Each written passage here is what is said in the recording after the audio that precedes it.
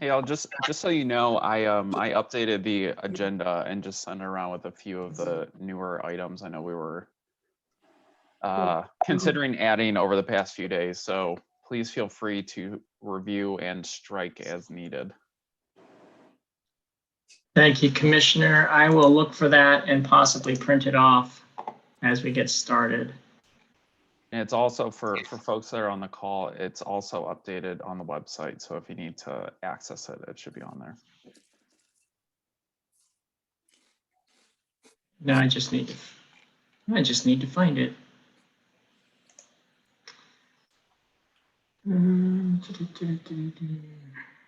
Found it.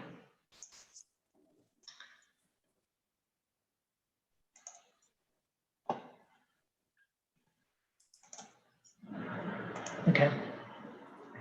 Well, while that's printing, and since we have quorum, I am going to take this opportunity to bring the July 14th meeting of ANC 1A to order at 7:05. Commissioner Rybarczyk, would you care to take the roll call? Yes, absolutely. Commissioner Bonneau. Present. Commissioner Lima Morales. Not present.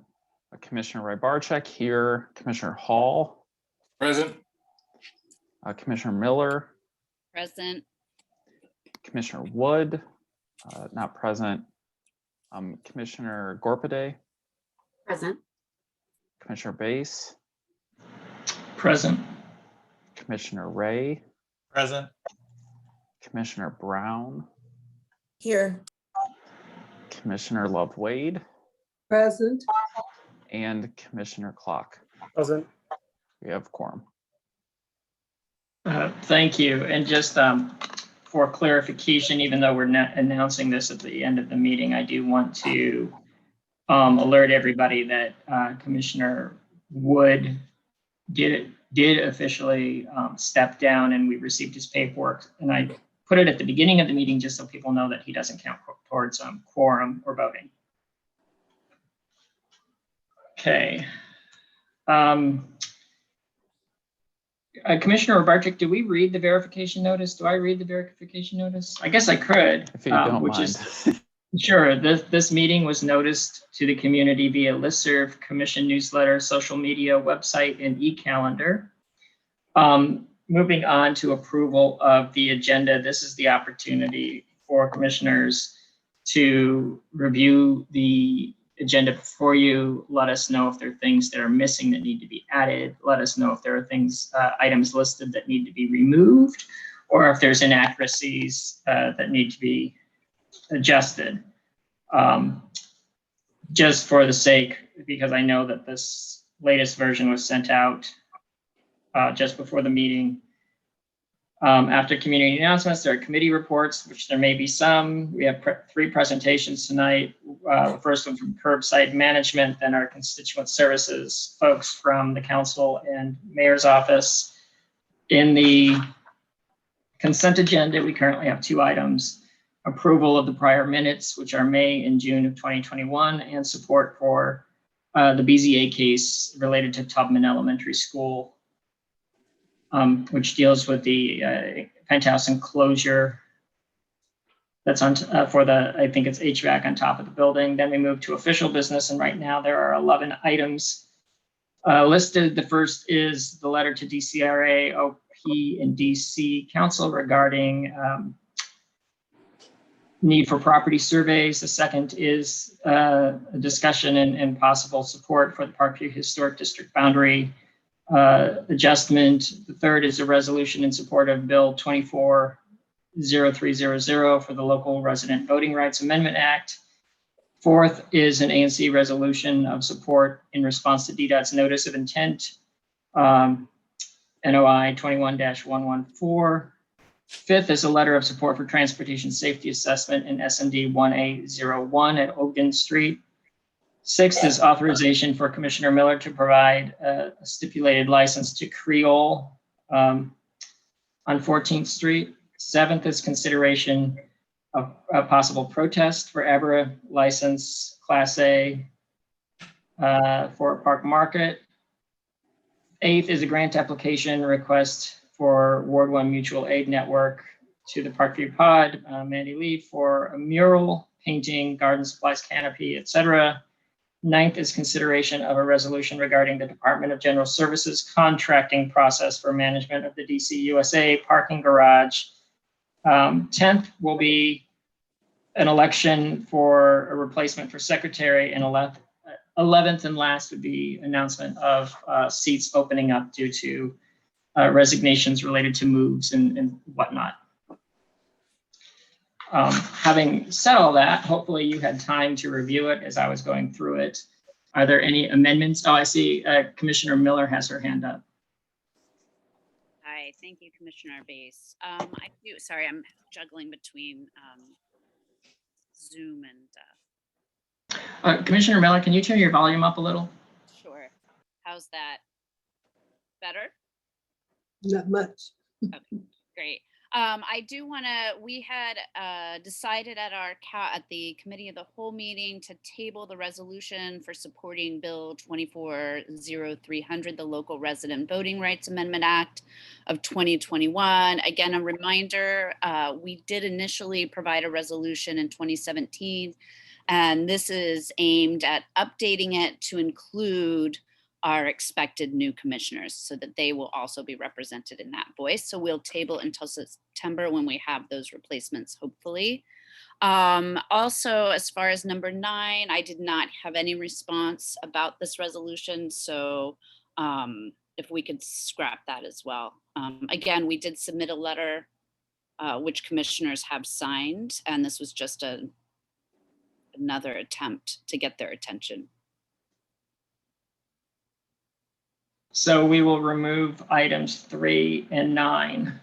Correct. Okay. Are there any other adjustments, changes, additions? And I don't see any other hands up. Yes, I have a question. Have you heard from Mr. Lipscomb from DDOT? And is he presenting tonight?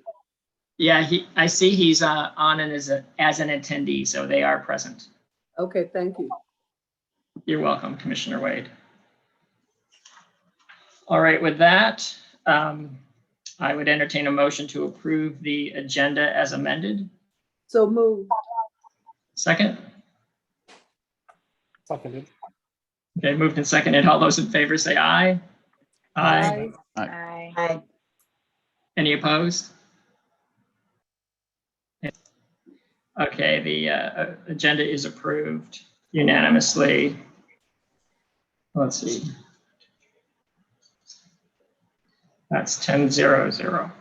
All right, moving into community announcements. This is an opportunity for commissioners to share what's going on in their SMD, as well as neighbors and constituents to share any news that they want the commission to know about and their fellow community members to know about. We generally give commissioners the opportunity to speak first. While we're doing that, if you are an attendee and you have something to share, please raise your hand or let us know that we need to elevate you when the commissioners are done sharing their news. And I see one hand up already, so that's fantastic. Is there any news from commissioners that they need to share with the community? Chairman Base. Yes, Commissioner Miller. Yes, I have 2 announcements. I wanted to let the community know that tomorrow, which will be July 15th, Thursday, between 2:30 and 4:30, DC Scores, which is one of the organizations that we've worked in support, that I've worked in support with. They're in Tubman, they're in Czech, they're in all of our local elementary schools, they're in our middle schools, they're in our, in our Czech. They've been a great community asset and partner, but they're kicking off a community listening tour that will start at our newly renovated Powell Playground and Park. There will also be several across the city. So if folks have an opportunity, pop by again, 2:30 to 4:30 tomorrow at the Powell Park. And I also wanted to let folks know that there will be vaccines available this Friday. Again, that'll be July 16th. Correct my date if I'm wrong. It's at Check. It'll be from 1 to 6 p.m. No appointments are necessary. It's open to all residents. If you're under 18, you will need a parent or a signed consent form. And I just want to take this moment to share that I did have my oldest vaccinated as soon as the doors opened after it was first available. He had minimum side effects. His friends have had minimum side effects. And for any parent out there or caregiver or guardian who's worried, you know, again, the relief knowing that he's now protected has been worth every second that tiny pinch took. So I do encourage, if folks have not been vaccinated, to please pop into Check, the Columbia Heights Education Campus. And again, that's for residents, all residents, including 18 to 12, but then you'll need a parent permission or consent form. Thank you, Commissioner Miller. I see Commissioner Bonneau also has her hand up. I can't hit mine. Oh, okay. Well, we'll go to Commissioner Bonneau and then we'll go to Commissioner Wade. Thanks, Chairman. I have a community announcement that DPR is having a tiny concert series at the Columbia Heights Civic Plaza tomorrow. I'll drop a link in the chat, but there's going to be music and a free dance class, and it starts at 6:30 and looks like it'll be really fun. So hope folks get a chance to check that out. Thank you, Commissioner Bonneau. Commissioner Wade.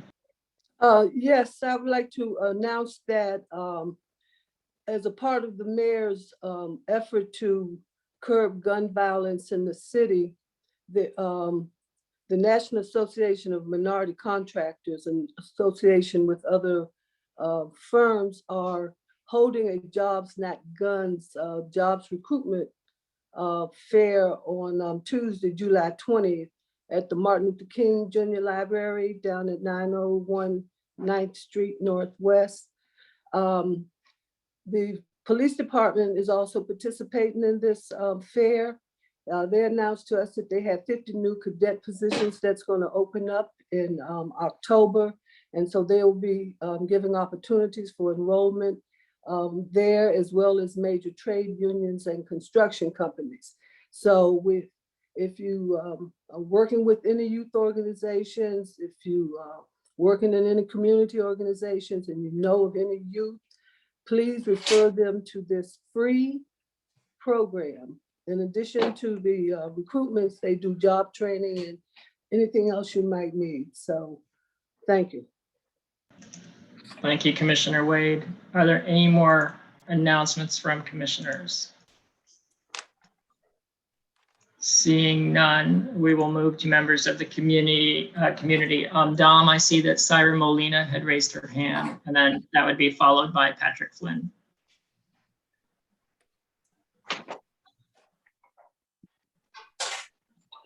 Good afternoon or morning, evening. Good day, Syra. I've had a rough day. I'm in 3 meetings currently. But I'm here to provide good news. We are having open streets again along Georgia Ave, from Missouri Ave to Berry. And it's going to be the exact same route as last year. And we are, it's going to be the same time. So from 10 a.m. to 3 p.m. And what I'm doing right now is just making the announcement and letting the community know, just to give you guys a heads up, and start to spread the good word around. But we are going to, I'm going to work with the ANC to plan to attend the September meeting so that I can answer any questions, concerns, and specifically to the event, and provide more details of our events and planning that we're going to be doing over these next few weeks. I do want to give you a heads up that over the summer, we are anticipating to engage with the businesses and start that engagement first, because we do know that they are a vital piece to this event. And so we're going to start that engagement first. And of course, I will keep you guys updated on that engagement so that you are aware and kept up to date on the information that's being provided to the businesses. But I'm just here to spread good news around. And I miss you guys. Thank you, Sarah. Yeah, there's a lot more to discuss here, I think, too. Hopefully, you can be available at our next transportation committee meeting when that is scheduled. The one I will say, the one concern I have, and I'm glad you already broached it somewhat, is the impact on our small businesses. In that last time we had open streets on Georgia Avenue, there were some businesses that chose to close because they didn't know what the impact would be, and they were concerned about parking and whatnot and its impact on their business. So if we can do some better outreach to the businesses so that they aren't harmed and they can benefit from anything that the city is planning, that would be much appreciated. Yes, we are on the same note. That's what our forefront initiative is to learn how we can be of assistance to them and how this event can benefit the business. Perfect. Okay, and any meeting that you guys want me to join in Ward 1 along the Georgia Ave corridor, I am available to you. I'm sure you guys know how to reach me, but I will provide you my contact information on the chat. Okay, before you leave, I see Commissioner Rybarczyk has a question for you as well. Oh, sure. Anything for Thanks for sharing. Are you also engaging Teresa Edmondson, who's the Georgia Avenue Main Street manager? No, but I'm happy to get in contact with her. This is the first set of engagements that we're doing. So if I can shoot you an email and if you can provide the connection, I'm happy to get in touch with her. Okay. And it looks like Commissioner Ray just wrote that she knows. So if I can connect you directly with her, though, I'm happy to do so. Okay, sounds good. Awesome. Thank you. Thank you. Thank you. Okay.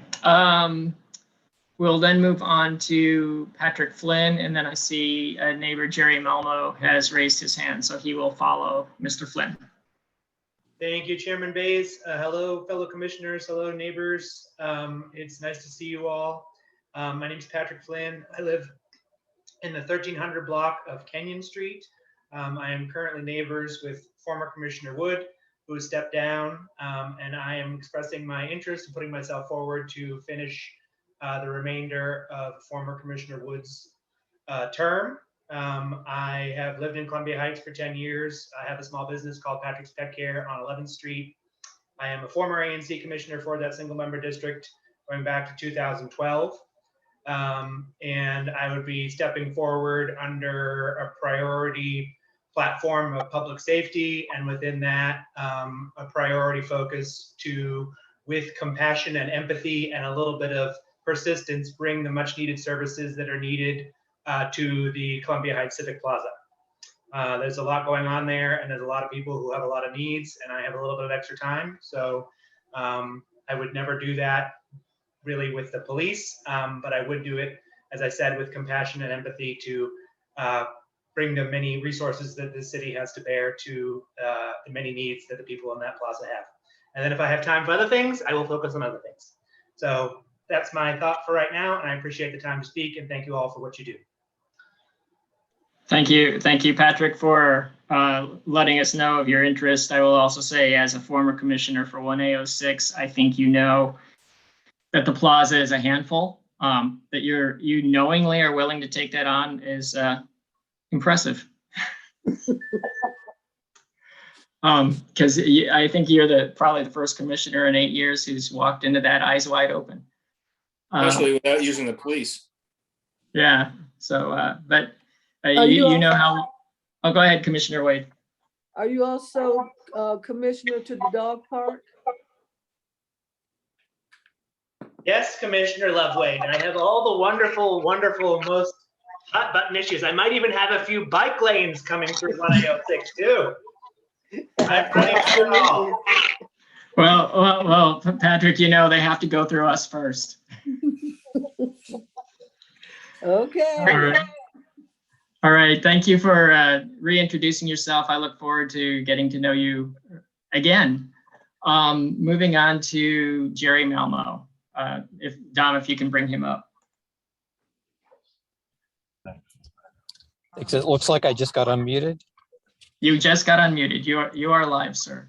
Commissioner Bass, thank you very much. I really appreciate you letting me speak. I wanted to bring the liquor license renewal issue with Park Market to your attention and ask that the commission consider a letter of protest against this renewal. I'm a resident of the 1300 block of Park Road Northwest, and have witnessed over the years, I think the effect that having a full service liquor store on that corner has had on our neighborhood within at least the 2-block radius that includes the plaza that Patrick Flynn was just talking about. I mean, any of us, we all know of the issues, and I'm not going to point my finger at the Park Market as the main contributor, but I think they have to step up as one of the causes or a contributing cause of the issues that we're dealing with in our neighborhood. And the fact that this is a full service liquor store, I have to admit, I've lived in the neighborhood for over 10 years. I walk by there all the time. I did not know that they were a Class A full service liquor store. They market themselves as a grocery store, as a community grocery store. I think that the neighborhood could use a nice convenience store there on the corner, but it certainly doesn't need a full service liquor store there. So I would ask that we at least start a conversation with the owners. And I think this is a good opportunity to engage with them. I know that the ANC had entered into a service agreement with the owners in 2016 when they requested that their license change from a Class B, beer and wine, to a full service liquor store. And looking at that service agreement, they are technically in violation of that agreement in a number of ways. One, that they have a trash can in the front of their business. The trash is supposed to be in the back, not abutting the neighbors. They don't take care of the tree box. The weeds are over 2 feet tall. There's graffiti not on their building, but associated with their building. Anyway, like I said, there's some issues with that agreement. I think we need to bring them to the table at the very least to get them to agree to some changes and to adhere to a community agreement, or to change this back to a Class B liquor license. So I'd like you to at least consider that. Thank you very much. Thank you, Mr. Malmo. Let me see if there are any other. I don't see any other hands raised. Going back to commissioners, not seeing any hands raised there. So I think it's safe to go on to committee reports. I know that we have a number of committees that do not meet in July. That said, I'll go through the committees to see if there are any reports. Commissioner Miller, do you have a report for education? Sure. I'll just update everybody. As you remember, at our last meeting, we approved all of the past resolutions and letters to allow me to testify at DC Council. I did submit testimony based on our previous resolutions advocating for our community-based organizations, our out-of-school time, our mental health support. So I was able to get that out. We are hoping this month, this meeting is going to be a little bit more relaxed. We are hoping for July and August to put together and update our roadmap. setting us forward for the next school year, but also really looking at how some of the implications of the latest budget markups have in providing services to our youth and family, and how we're going to leverage that funding and make sure it's getting into our community and serving those that we know have need for it, and unfortunately aren't always getting what they need. So we're going to take some time, look back, see where we ended up, and then of course look forward to see what we need to accomplish, because everybody knows budget season starts when the last one ends. So we're looking at picking this back up in October and really just going full force ahead. So I hope if anybody's interested in the work we're doing, show up. It's going to be very casual. Bring a glass of wine. Maybe we'll make it a little virtual happy hour. So I hope to see some new faces. Thanks. Thank you, Commissioner Miller. Commissioner Bonneau, is there an update for public safety? Yes, happy to provide that. First, I just want to say thank you to my fellow Commissioner Gorpaday, who planned, sorry, my dog is making noise. Very excited about this meeting as well. To my fellow Commissioner Gorpaday, who brought together an excellent panel focused on youth empowerment and violence prevention. We heard from a youth advocate as well as a member of the LAYC Career Academy. And I would just encourage members of the community, if you're looking for ways to get involved as a mentor, a donor, a volunteer, to please reach out. There are numerous ways to directly get involved, particularly with youth in our community. So happy to share that information. We also have a recording if you missed it and want to check that out. We won't be meeting in July or August. We'll resume our regular meetings in September, and we are always looking for more community members to be part of the committee if that's something of interest. Patrick, it was great to hear your interest in joining the commission. Would love to partner with you, particularly on public safety issues. Thanks. Thank you, Commissioner Bonneau. Moving on to transportation, Commissioner Rybarczyk, do you have anything to share? Hi, everyone. Yes, so last month we met on June 22nd, thanks to the commissioners and community members that were joining us for that. We discussed the 16th Street bus project and the infamous Pine Street Sacred Heart Way jug handle. We hosted Ellen Jones, who is DDOT's Chief Project Delivery Officer, as well as Springworth, who's a project manager. Basically, the outcome in summary was nothing can be done right now. So I know Commissioner Miller is still engaging with Sacred Heart and the community there, but we're sort of at an impasse. Big thing is obviously I am stepping down. I will be in packing mode. I will not be able to host a meeting this month, but I know there are a number of issues happening that need to be addressed. So I'm more than happy to work with and hand off the committee to any commissioner or community member who is dedicated and involved to take this on. There are a number of issues pending. I know DDOT reached out wanting to share more information about the 14th Street pilot project that's been going on for the last year and a half. And so there really is a need for someone to step up. So I appreciate your time, and we'll make it work moving forward. Thank you, Commissioner. First, I hope this isn't inappropriate, but I do want to take this opportunity to thank you for all the hard work you've put into transportation. I think we're a much better community for it, and that it really has shown. I also want to take the opportunity to, again, amplify what you just said, in that if anyone is interested in if transportation is your gig, and that you live and breathe and die transportation, you don't need to be a commissioner to chair the committee. And this would be your opportunity to contribute to the community without having to be elected through the Board of Elections and go through campaigning and all that. You could easily step up to help us with the Transportation Committee, which gets to make recommendations to the full commission for consideration.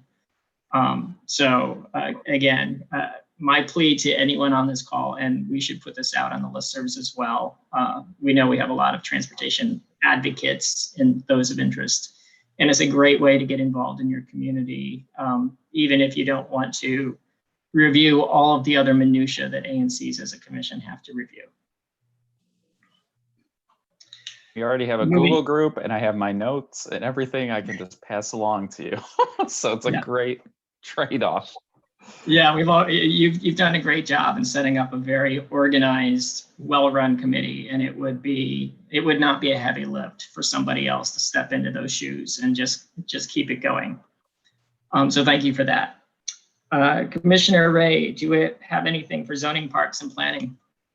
The ZPP committee did not meet last month. In fact, after 3 years of having comp plan meetings and continuous BZA and zoning cases, we have actually had no new cases in the last little while. So we are on a well-deserved break, but things can change any day. So we won't have a meeting here this month, and we likely will not have a meeting next month. But if something changes, I will let everyone know. Thank you. Thank you, Commissioner Ray. Moving on to presentations. Our first one is David Lipscomb from Curbside Management. If you could bring him up, and I see we have Stephen Hanrahan from DDOT on attending as well. Perhaps he's part of that presentation, so we should bring him up.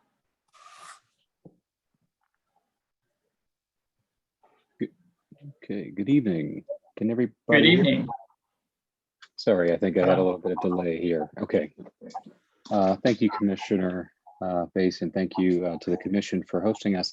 I'm Dave Lipscomb. I'm the Curbside Manager in DDOT's Parking and Ground Transportation Division. I also sit on the For-Hire Vehicle Advisory Council of Commissioner Love Wade. And so, I'm in attendance tonight, and actually, I do have actually several of my colleagues with me as well. But in our last meeting of the For-Hire Vehicle Advisory Council, Commissioner Love Wade brought to my attention some issues, transportation issues in ANC 1A, and asked if we could come to a meeting to better understand the issues that are occurring here. I believe they were primarily about bus lane issues on 14th Street, as well as, excuse me, pickup drop-off access for vehicles along parking protected bike lanes. And so at this time, I don't have a formal presentation, but I understood this to be an opportunity for us to hear from the ANC about what these issues may be. I am joined by some of my colleagues on both the bike team and the transit team, and they may be able to assist me in sort of either answering your questions or gathering information so that we are able to respond accordingly to the issues that you all are experiencing. So, with that, I kind of turn it back to you to determine sort of what's the best way to proceed here for us to hear about the issues that you're experiencing.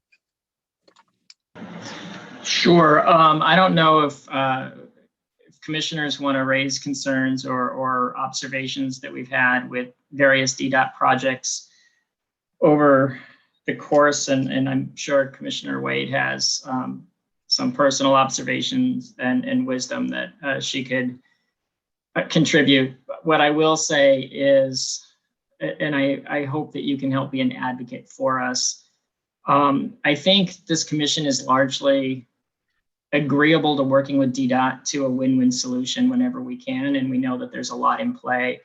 What we need from DDOT is a more robust understanding of what the overall plans are. Frequently, they come to us in chunks, and they don't make sense to us, and we don't know what they're trying to achieve. I know you're curbside management, but that does have, that's a big piece of it too, when we see pictures of the bike lanes, well, shall we say the bus bike lanes on 14th Street not being used because delivery vehicles are parking in the bus bike lanes. So the bus is using the main lanes, and it's causing a hazard to sometimes seniors trying to get on the bus. So I'll lay it on you like that. And I do think that what I would like to see is a really deep discussion in an upcoming transportation committee meeting, because I know that there's a lot more to discuss than what we can do tonight. Certainly, I mean, I think that's appropriate. If I could just ask if we could add another couple of folks to the panelist list here. I'm joined by Johannes Benehoff, who's in our transit division, and Will Hansfield in the bike planning. I just want to give them an opportunity to maybe say anything that they want to add here to this. I will say that you know, we work very closely with these groups in curbside management, right? We're responsible for the programming and operations and to a degree planning of what happens. But we intersect with these other divisions and work directly. So just want to make sure that everybody has an opportunity, just kind of understand where we are and maybe make a few comments. So Johannes and Will, either of you, I'm not sure if you want to say something. Before they do, Chairman, may I ask a question? Absolutely. Or make an observation more so. One of our main concerns is passenger egress and access to the buses as they have to cross bike lanes. It's so dangerous for people getting on and off the buses. It's dangerous for the bicyclists. It's dangerous for many of the, as has been noted, there's nowhere for the service vehicles to pull over. There's nowhere for delivery vehicles to pull over from Girard Street to Park Road, to Kenyon Park Road. There's just nowhere for them to pull over. There's nowhere for people with disabilities to get off in front of their buildings safely. So these are some of the concerns that when you consider our plight, that you take this into consideration. It's not just the havoc that it creates for vehicles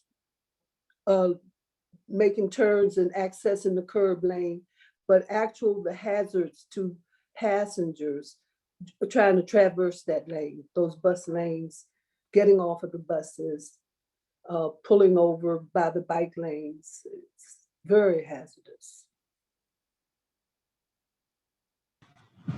Thank you, Commissioner. It looks like Mr. Hansfield, looks like you have something you want to contribute, so you've got it. Sorry, I'm outside to get a little quiet, but I just want to say hello. My name is Will Hansfield. I'm one of the bicycle planners. Thank you for having us. Just to give sort of broad strokes of what our program is doing, we've been tasked by the mayor to plan and build a citywide network of connected bicycle facilities for all ages and abilities. And in the mayor's budget are like, based on our 2020 baseline, our budget was essentially doubled, and the mileage goal was almost triple what we had been doing before. So we are trying to build facilities at an accelerating rate. This was our first crack at 14th Street, was our first crack at combining a bus and bike facility in the same envelope. We worked closely with Johannes and Megan, who I don't know if she's on the call, but the bus team at Transit Delivery Division. It is our first attempt, so I know it's not perfect. We're committed to trying to make some alterations to get to a better state. But I take your concern. I think especially the compelling is the ADA boarding and lighting. And so I'm gonna work with my colleagues at PGTD. David's great, and figuring out very creative solutions. So I'll turn it over to Johannes, but I just want to say hello and thank you for having us again. Okay. Yeah, hello, this is Johannes. I'm with, as Will said, I'm with the bus priority team under the Transit Delivery Division. We sent an initial report about some of our findings, but we definitely think that more robust discussion of the Transportation Committee meeting, whenever the next one is able to be scheduled, is the best format, I think, for helping us understand some of the deeper concerns, but we definitely are working on increasing enforcement of the areas where we see the biggest problems so far, especially concerns about safe access to the bus. But it's a constrained corridor, and we're still working through that. And I think that's the reason why this as a pilot project allows us to go in and make those changes as we get real world experience with what's happening and what's not working. So we're continuing to make improvements and trying to make the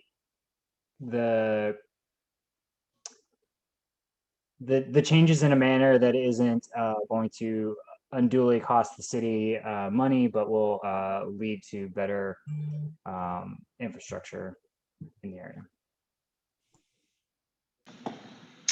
Thank you. Appreciate the contributions of all of you. Something that's coming to my mind is I would love to have the four of you and maybe a few others of your colleagues all together in one transportation committee meeting where it could get really into the weeds on this. I don't know what you're available. I'd like to come to that too, Commissioner Base. I'd like to ask them some very fundamental questions about what they're doing. Yes, absolutely. Would you all be agreeable to come back in the not so distant future? And I see Commissioner Rabarczyk has his hand up, so I'll let him ask that and maybe ask the same question in a different way. Commissioner? Yeah, basically, thank you. Basically, I did want to just raise that, you know, when all this conversation started, we had a community meeting, I think it was a Saturday morning, down at the rec center. And, you know, that was, it was extremely engaging. We worked and invited ANC 1B as well. I don't know what's possible virtually now, but like a follow-up along those lines would be wonderful. I know that's sort of out of my control now that I'm stepping down, but it's just an idea, because folks were so engaged at that time. It'd be wonderful to be able to follow up with them and say where we're at and where you're wanting to go and be able to take feedback in that way. Well, and what I would say is I would be happy to, if Commissioner Love-Wade is interested in partnering, I would be happy to take some ownership of getting that next meeting on the books and providing feedback to DDOT of some of the materials that we would like to see. And, you know, maybe it's going to take more than 4 or 5 weeks to do it, especially with so many people gone in August. But I agree that we need to have that follow-up meeting. And I think it's a good time to revisit it and see where were we, what have we accomplished, what can we improve, how do we make it better? Because we know that the transportation network is going to grow, and we should be learning from all of these efforts, not repeating some of the motions that maybe didn't have the best possible outcomes. So I love things that are more iterative. So with that, Commissioner Wade, I don't know if you have the time to do it, but I'm happy to partner with you in Commissioner Rabarczyk's absence. And if our DDOT partners here are willing to come back and maybe bring a few more people, I think we would. If we're looking at September, yes. Yeah. If we're looking at August, not so much. Yeah, I don't think anyone's going to be here in August, including our neighbors who would be directly impacted. We don't want to have a meeting for meeting's sake. We want to have something that's actually productive. Absolutely. Absolutely. So, okay. With that, I'll be in touch with you as well. Thank you, commissioners. We're certainly amenable to that. And, you know, I do want to note that Cynthia Tercios on our team, on our community engagement team, is also in attendance in the meeting. And so we have, I think, enough brains here in the room to figure out how we'll best coordinate with you. And I think we have a pretty good representative group. But if there are others that you'd like to hear from, or there are specific issues you'd like to relay to us in advance, that's certainly helpful. It gives us an opportunity to sort of rally the troops and then determine, you know, who should one be in that meeting, and we can bring as much information as possible in advance. And we look forward to a productive meeting. Great, thank you. Perfect. Thank you so much. Really appreciate your time tonight. Sorry you don't get to spend, sorry you're not required to be here to the end of this meeting, but you're now free to walk about the cabin. Appreciate that. Thank you, And Commissioner. enjoy the war. Yeah. Will do. Okay, moving on. I see we have Ally Bobeck from Councilmember Nadeau's office on. We will bring her up next.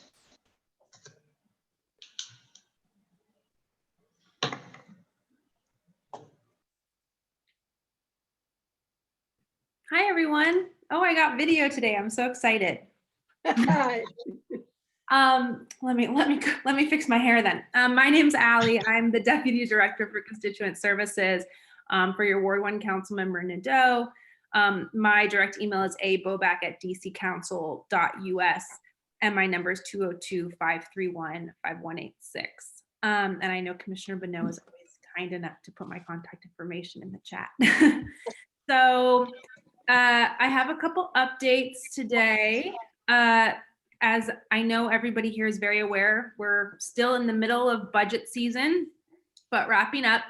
All the budget oversight hearings have occurred, and some key dates to keep in mind, and I just pulled up the timeline, is July 20th, so this upcoming Tuesday, the Committee of the Whole and Council will consider the budget and take their first vote, and then the second will be on August 3rd, and on August 10th, the Council will consider the fiscal year 2022 Budget Support Act of 2021. So there's 3 more kind of big council hearings.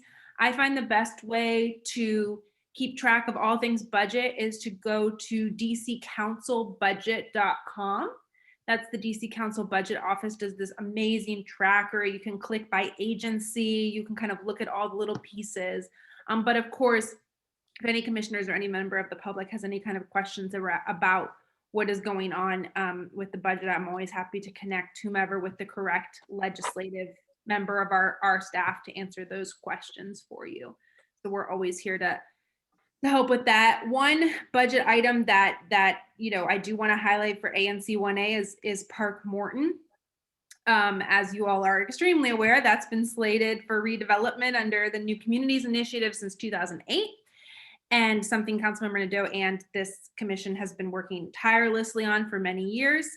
We saw in the mayor's proposed budget there was a change in how they were gonna renovate the units, et cetera. But due to some pushback from you all as well as Councilmember Nadeau, we received an errata letter which added $23 million for the full redevelopment of Park Morton in this budget. So that's really very exciting. Couple other kind of government things happening is that you all might have heard, but DMV extended the deadline for license renewals to September 9th. And walk-ins are gonna start on July 20th. So that's something our office has heard a lot about, is issues that constituents have had with getting those DMV appointments. And council members have been bringing that up continuously. And so now you will be able to have walk-in appointments at the DMV or walk-in services at the DMV. Another, I think, important thing to this ANC is you all might have seen there's been a huge investment in gun violence prevention in this whole city. So there were a lot of grants that went out under the Building Blocks Initiative through the mayor. Those grants have already been due, so we'll be sure to be tracking to see, who received those grants in ANC 1A, because I know it's really important work that we hope that some of those funds will come to our ANC. And as always, you have to mention Stay DC. If anyone needs rental assistance, Stay DC is a huge asset. You can get, thousands and thousands of dollars, all your back rent plus possible future rent, as well as utility assistance. There's many nonprofits providing assistance in those applications. So if you have a constituent that might need assistance, feel free to connect them to me and I can get them to the correct organization to be able to assist. Or if you have a building that you think might need some direct outreach, we're really trying to see if we can get some services connected to specific buildings that might have a lot of people that need that rental assistance. So that is it from me, unless any commissioners or member of the public have questions. I don't have any questions, though it's always great to see you. I'm looking to see if other commissioners have questions. I see Commissioner Miller has a question. Sorry, I too was eating my dinner. Allie, do you know, and Moises, I think he's up next, so maybe he can answer, which of the blocks are in Columbia Heights? I know there are 151 blocks that were identified in that building blocks initiative. Moises had said 4 were in Columbia Heights or in 1A.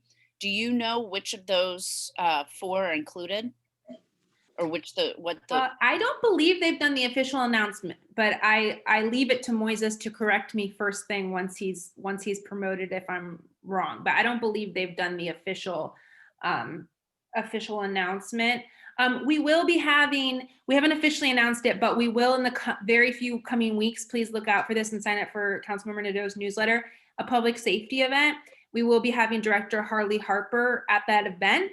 That's the new director of gun violence prevention in Washington, D.C. So that is going to be this summer, very soon, the official announcement. So maybe we can ask her some really specific questions at that event as well. Are they making that information public, or is that something that they are not? I believe they should be making that information public, in part because the funds are going to be directed, as I understand, to those blocks, although could be in other blocks. Well, and I worked on one of those blocks, and it was really hard to know if, as you were applying for the grant, if your block was. So I was really surprised that those those grants were due before they had let anybody know which blocks were incorporated into that 151. And the grants were open to any block, any organization. So but yeah, I know what you mean. Yeah, I mean, it seemed like they would have made that information, but anyway. I think one of the group that I was talking about doing the Jobs Not Guns jobs fair received one of the grants. They just got it Friday, so. Oh, that's great. And speaking of blocks, one other little quick update is that, some of you have gone through, and thank you to Commissioner Morales and Commissioner Bonneau. So walkthroughs, Councilmember Nadeau is doing walkthroughs with ANC commissioners and every ANC in the ward. We have Parkview this Friday. So, we're really looking forward to those walkthroughs. And if we'll be hearing from your commissioners. So if you want to reach out to your commissioners of things they should highlight to the council member or directly to me, happy to, make sure the council member sees those issues as we do those walkthroughs. And thank you to all the commissioners for being so flexible with schedules. And Gorpade, sorry, Commissioner Gorpade, we also went on a walkthrough. And Love Wade, we went to look at your issues that you sent us, the alleyway. Thank you. All right. I don't see any more questions, so thank you, Allie. It's always a pleasure to see you. Thank you. I know we will see you before September. Yep. Probably several times. Moving on to Moises Del Rosario, our MOCR from the mayor's office, which I guess that's kind of redundant if you know what MOCR stands for.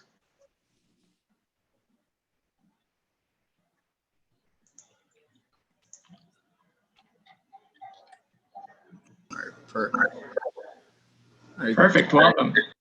Thank you, Commissioner Bass, and thank you, ANC 1A. It's always a pleasure to be here.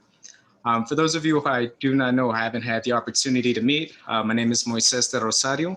I have the privilege of serving as the Ward 1 Liaison for the Mayor's Office of Community Relations and Services, known much better as your Ward 1 MOCRs. And I do have a few brief updates to provide on behalf of the Mayor. I do want to start off, however, with talking about building blocks with the question from Commissioner Miller.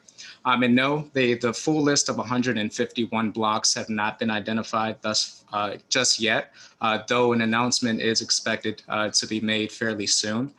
From what I understand, the 4 blocks that we assume will be included in the initiative aren't specifically in 1A, but there are 4 that we assume will be included in Ward 1. I don't want to get too ahead of myself, but an announcement will be coming pretty soon. The second update that I do have, Ally touched on it a little bit, and that's about the DMV. As she mentioned, the DMV does resume. I did announce that DC residents have until September 9th for driver's licenses and ID card renewals. The previous deadline was July 1st. DMV service centers and adjudication services will return to walk-in services beginning the week of July 19th. The DMV will honor all appointments that were made through July 17th, but none will be made available after that date. In-person service becomes available on a first-come, first-served basis at adjudication services starting on Monday, July 19th, and at all DMV centers starting Tuesday, July 20th. Scheduling road tests, for commercial and non-commercial driver's licenses will remain by appointment only. And secondly, Commissioner, not as an update, but more so just to let commissioners and neighbors know that I've been made aware of the concern, is I wanted to speak briefly about parking and sweep enforcement and street cleaning. I've noticed an increase of concerns from neighbors and commissioners about missed street cleanings and a lack of parking enforcement in certain areas, specifically during scheduled street cleaning days. I was able to speak with DPW, and what they let me know was that in July 1st, when the service became back online, they were prioritizing the outstanding service requests. So all the service requests that had been submitted throughout the pandemic for street cleaning, they went and addressed those first. And now that they have done that, they can now focus, as they said, on normalizing the scheduled street cleaning operations. So getting back into the groove of things, for lack of a better word. I've always still talked to parking enforcement. I know that's a big part of the concern as well. Just making them aware, particularly for street cleaning days. And good news is that they did note that we should see an increase of DPW personnel assigned to the towing division. And that's important because that means we can now start to relocate or tow the vehicles with more frequency. And this will aid DPW on the days where they're conducting street cleaning services. So commissioners, as you've already have, please continue to forward any locations that may be of concern so we can follow up. And neighbors, please remember to continue to utilize 311 to request parking enforcement in the city. Lastly, the current heat emergency has been extended until July 17th. As it got hotter, mowers have been circling around our DPR and our DGS facilities, making note of any items that need to be repaired. Thanks to Commissioner Ray, we were notified about repairs and maintenance that was needed at the Columbia Heights Civic Plaza. So DGS has repaired the sprinkler system, which is operational at this time. I did want to let neighbors know, however, that not all the sprinklers have been turned on. There are repairs that need to be made to the tile and parts of the sprinkler system before it becomes fully operational. DGS will also be conducting a number of maintenance repairs at the Civic Plaza, with power washing of the seating area this week and repair of the Plaza Center later this month. So thank you very much, Commissioner Ray, for flagging that to us. And I look forward to updating the commission once those repairs are completed. And I think that's it for updates. But before I wrap up, I don't want to jump the agenda, but I do have to say to Commissioner Ryperchek, Commissioner Clark, and I know Commissioner Wood isn't here with us tonight, but on behalf of the mayor, I do want to thank each and every one of you for your service and for the work that each of you have put in to make this community a better place for our neighbors. And like I always say, always feel free to reach out to your mokers if we can ever be of service. So with that, I thank you very much for your time tonight. I welcome any questions, and I'll make sure to place my contact information in the chat box. Thank you, Moises. These really aren't questions per se, but I just want to, first of all, thank you for at least having the being responsible enough to call out DPW. You know, I'm a little stymied by what you've shared with us from DPW, that they prioritized 311 requests, because I suspect that every block that wasn't getting street sweeping for the last year had a 311 request. So just having the service turned back on to function the way it's supposed to would have taken care of those, rather than denying some neighborhoods the basic services that we've been waiting for. That was insane. So if you want to give that back to the DPR head, I would appreciate it, because I'll tell you something. I haven't had good communications with DPW since Howland left, and you can take that back to the director of DPW. We used to get service from DPW, and we didn't. That broke when Howland left. Commissioner Bass, it's the preferred choice. I know the director model currently is to not talk to us. That is a broken model. So take that back to the mayor, or put it in your weekly report. I know you have those. The other thing I'll say too is, again, thank you for giving us an update on the Columbia Heights Plaza and the fountain. It's broken every year. The repairs every year don't bring it into full compliance or full functionality of where it originally started. I appreciate the efforts. I appreciate you keeping us up to date on it, but I know that the best efforts right now of DGS are still going to fall far short. So I would like to propose that maybe it's time for us as a community to think about Columbia Heights Plaza 2.0 versus limping it along. You know, if you could take that up to somebody, we'd be happy to work with you on that. That said, I'm not going to take everyone's time. Other people. I think we should talk about this in a cow one time, Kent. We're really drill down and figure out what we're going to do with this, and put something concentrated and directed and cogent, and put it to the mayor's office, where there's not so many agencies involved in this. We can get something really, well, hopefully something done. We'll see. Yeah. No, I agree with you. This plaza is a direct result of a great plan gone awry. And Correct. we told them when they were doing this great plan for the great street that it was going to go greatly wrong, which they never listened to our ANC commission, which is why our community has so many problems. Those of us who know and live and work and do business here understand the problems. They come by with the charts and the maps and don't listen to those of us who are impacted. Dottie, the path to hell is paved with good intentions, is Great it not? intentions, great intentions. But to both of you, I would say, and to others, other commissioners and those in attendance, it seems to me that every year, and the conversations over the last 10 years have been, how do we fix the plaza? I think that ship has sailed. I think after a decade plus of the plaza being there, we've seen how it's used, we've seen how it functions, we've seen how it doesn't function, and rather than just trying to repair it to the original vision, we now actually have real life experience on its use versus some drawing on paper and pie in the sky of how it could be used, which is what the original plan was. And it's time for us to take all of that data and all of that lived experience in the community and use it to give the community a plaza that functions for them. It's time to stop fixing the plaza and time to give us a new plaza that actually works for us.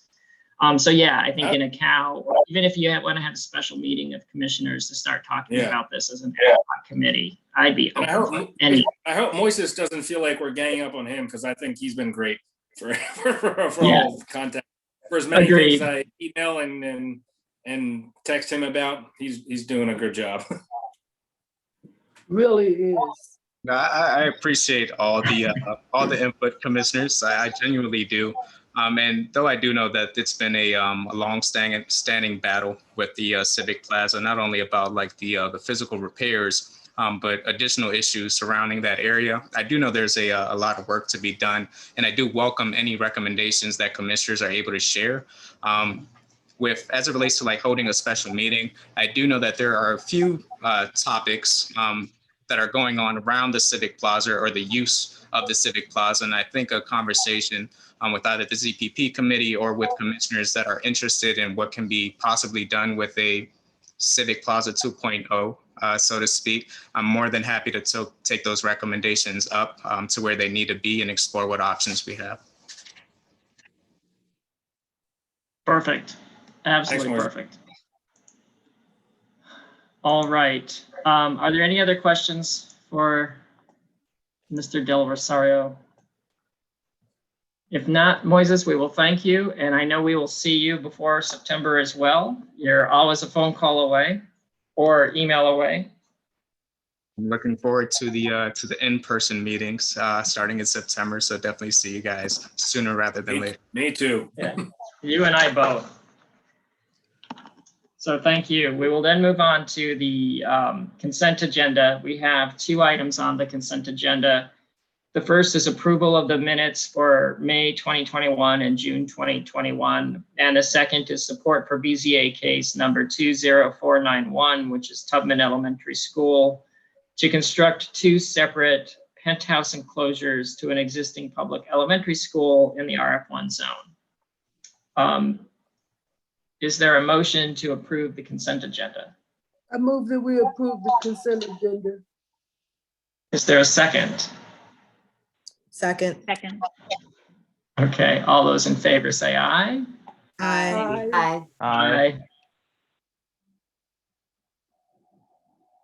All right, so the motion passes 10-0 to 0. Moving on to official business. The first item on the agenda is a letter that I have drafted and previously distributed to send to DCRA, Office of Planning, and the DC Council, urging them or advising them that they need to start including building surveys, or excuse me, property surveys as part of the building permit process. We discovered in 616 Quebec in that BZA case, as the developer also attempted to get a building permit as a matter of right, that DCRA erred in approving the permit because DCRA does not require property surveys be submitted as part of the architectural drawing set. They do require plats, but plats don't show measurements, and measurements are important for height in the building height measuring point. So in our review of the case, we discovered that DCRA approved the permits to construct an additional story on top of the row house because the information being included on the architect's drawings did not accurately show the location of the building height measuring point or the measurements, and therefore a 4th story essentially is what was proposed, but it was purported to be a 3rd story. 3 stories are allowed in the RF1 zone, 4 stories are not.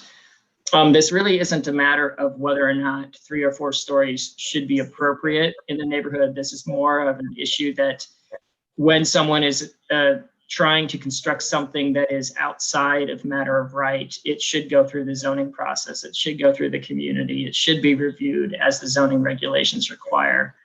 And not having DCRA not require key documents that are authoritative when it comes to measurements and height just don't make sense.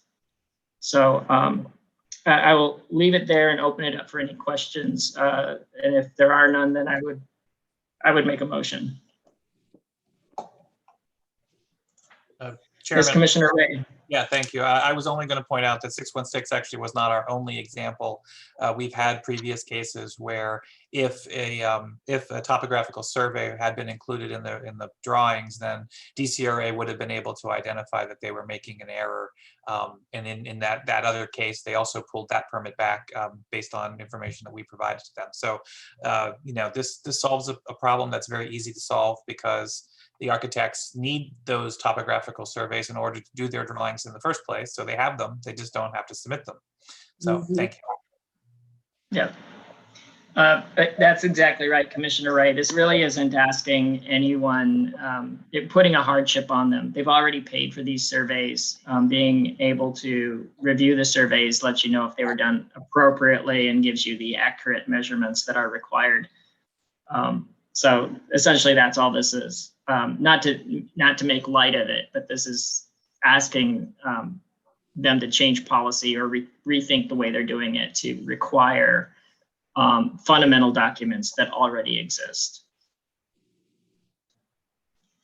And not seeing any other hands raised.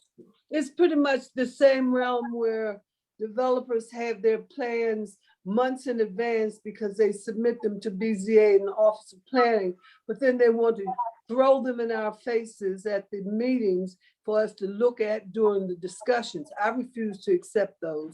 And I think we should hold the line to that type of thing as well. Well, and Commissioner Lovewade, while the letter to these agencies doesn't address this, I would also say that my recommendation to this commission is for conversion projects in the RF1 zone that we should require copies of the surveys as well. Again, it's a fundamental document. They already have it. We asked for it in the case of 616. They provided it. And then when we saw that it was incorrect, they did another survey. But because DCRA erroneously issued a building permit based on, well, I'll say this, DCRA didn't necessarily err in issuing the building permit because the documents they were using weren't clear, and that's on the architect. So because that permit was issued and it's now being reviewed and maybe pulled back, but because that was issued, the developer has now refused to give us the updated survey that he originally agreed to give us. And in the case of 616, I mean, to Michael's point, there have been other instances, but in the case of 616, this commission will have spent easily 8 months on it or more by the time it finally gets resolved. And that's a heck of a lot of our time. And that's a heck of a lot of time on the, from the community. And as this is not an isolated case, these things are going on across the city, and it's a disservice, both in our time, which is uncompensated, as well as community members' time, which again is their local interest in their communities. We shouldn't be abusing our time this way. You know, such a simple document should be supplied without question. So with that long-winded introduction, I would move to approve this letter. Is there a second? Second. All those in favor say aye. Aye. Aye. Any opposed? Any abstentions? The ayes have it.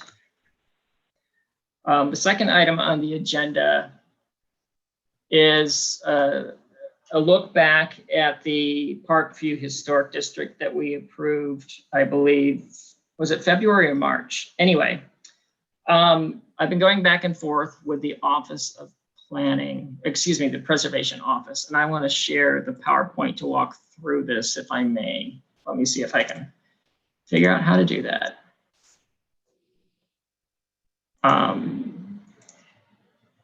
All right. So let's see. Are people able to see the slideshow? It's short. So what I want to talk about is I've been going back and forth with the Historic Preservation Office, and they have requested that we consider tweaking our boundaries to include that little dip that's on Water Street. That they say, according to them, excluding the four row houses on Water near Rock Creek Church Road doesn't make sense to them from a boundary. The elimination seems jarring, and they're not so sure that the National Register is going to understand it and may push back. And they also believe that the corner store tells a good part of the story of how the community developed. And this is the area in question, and it does look like a middle finger intrusion into the area. We had originally excluded it, or I had proposed to exclude it for a couple of reasons. One of which is the four houses in the corner store are from a different architect than the other buildings. But I can see how just a straight line across does make sense. And I also understand that if everything around it, if this becomes an island that might do something different than everything else around it, it kind of undermines some of the effort. But I did want to give an update. So as before, I did send letters to all the property owners, which was before the city opened back up. I was a little surprised that I heard back from none of them.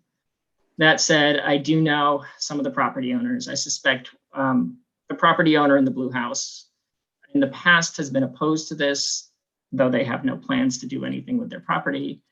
The property in the unpainted house is supportive, and that's just based on years of working with the neighborhood. Like I said, no one responded, which was odd to me. I will also say that the row houses, there are 4 houses. The 2 of them have already been converted into multiple housing.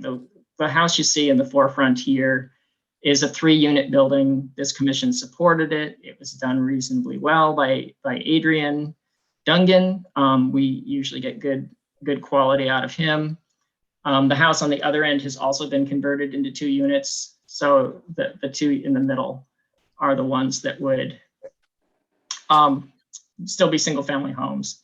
Based on my review, and to go from the other angle, so you can see the house here at the end, it's also been converted into 2 units. But I think this house at the end also shows something that's really important with this row. Like the Kennedy houses, it's a composed row, so no 2 houses are similar, but they have really prominent mansards. So while this house closest to us has a really strange thing going on the side with that 3rd floor addition, the important thing that shows is that addition does not go above the front facade, which means if the middle 2 houses were to want a 3rd story addition, they could easily do it without it being visible from the street. So from a development point of view, it's not going to constrain those 2 homes from being converted into 2 or 3 units if the zoning allows it. The corner store is also something that I know Commissioner Rybarczyk and I have talked about, and he had some very reasonable questions about the commercial property. The business owner does not own the building. The building owner is not interested in developing the property. I know them both reasonably well. Back in like 2008, when the building caught on fire, the property owner restored it, actually brought it back more towards the original conditions than it was in, because it had been let go. And then his first thought was to run it as a business himself until it became a burden on his family. So he's very happy to have this tenant in there running it as a convenience store. Incidentally, it's been a neighborhood corner market since 1923. So that's the only use it's ever had. What is more restrictive of this than a historic district inclusion would be is actually the zoning. This corner property, even though to all of us it's a commercial property, it's zoned RF1, which means it's only allowed to be a row house. It's allowed to function as a business because it's always been a business. If the business were to close, the zoning would not allow a new business to come in if it were empty for a period of time. So I think it's in our own best interest to keep it going as a corner market. Also, the RF1 doesn't allow mixed use. So that would have to be a change in zoning to allow upper stories to be built on it for housing. And if the building were raised, we would lose the business and commercial aspects entirely. Because as an RF1, when you start from scratch, you're only allowed to build a row house. That's the only choice.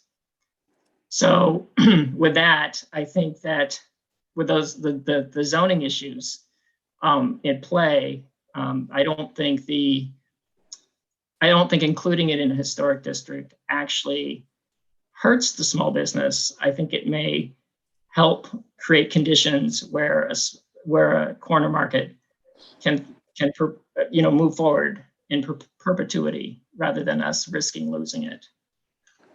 So that said, let me stop sharing.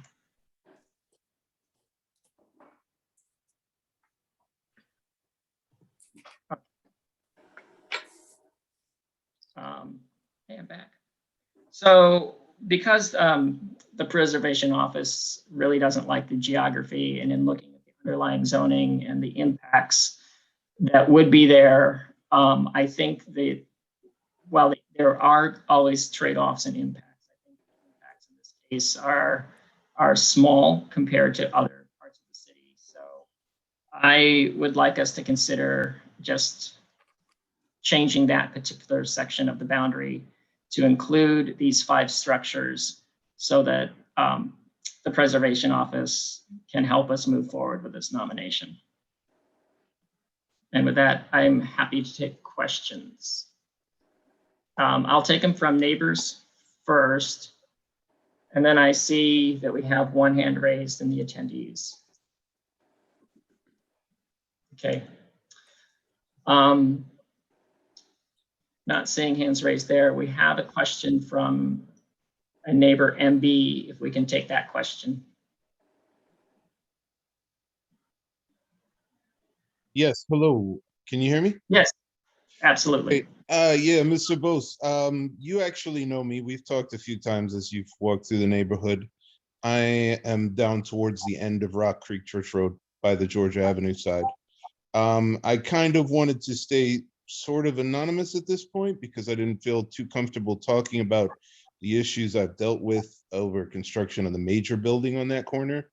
But I feel it has to be said, you know, living in a 3-story plus, you know, kind of row house on this block and being at 100 years old, I renovated fully in 2014.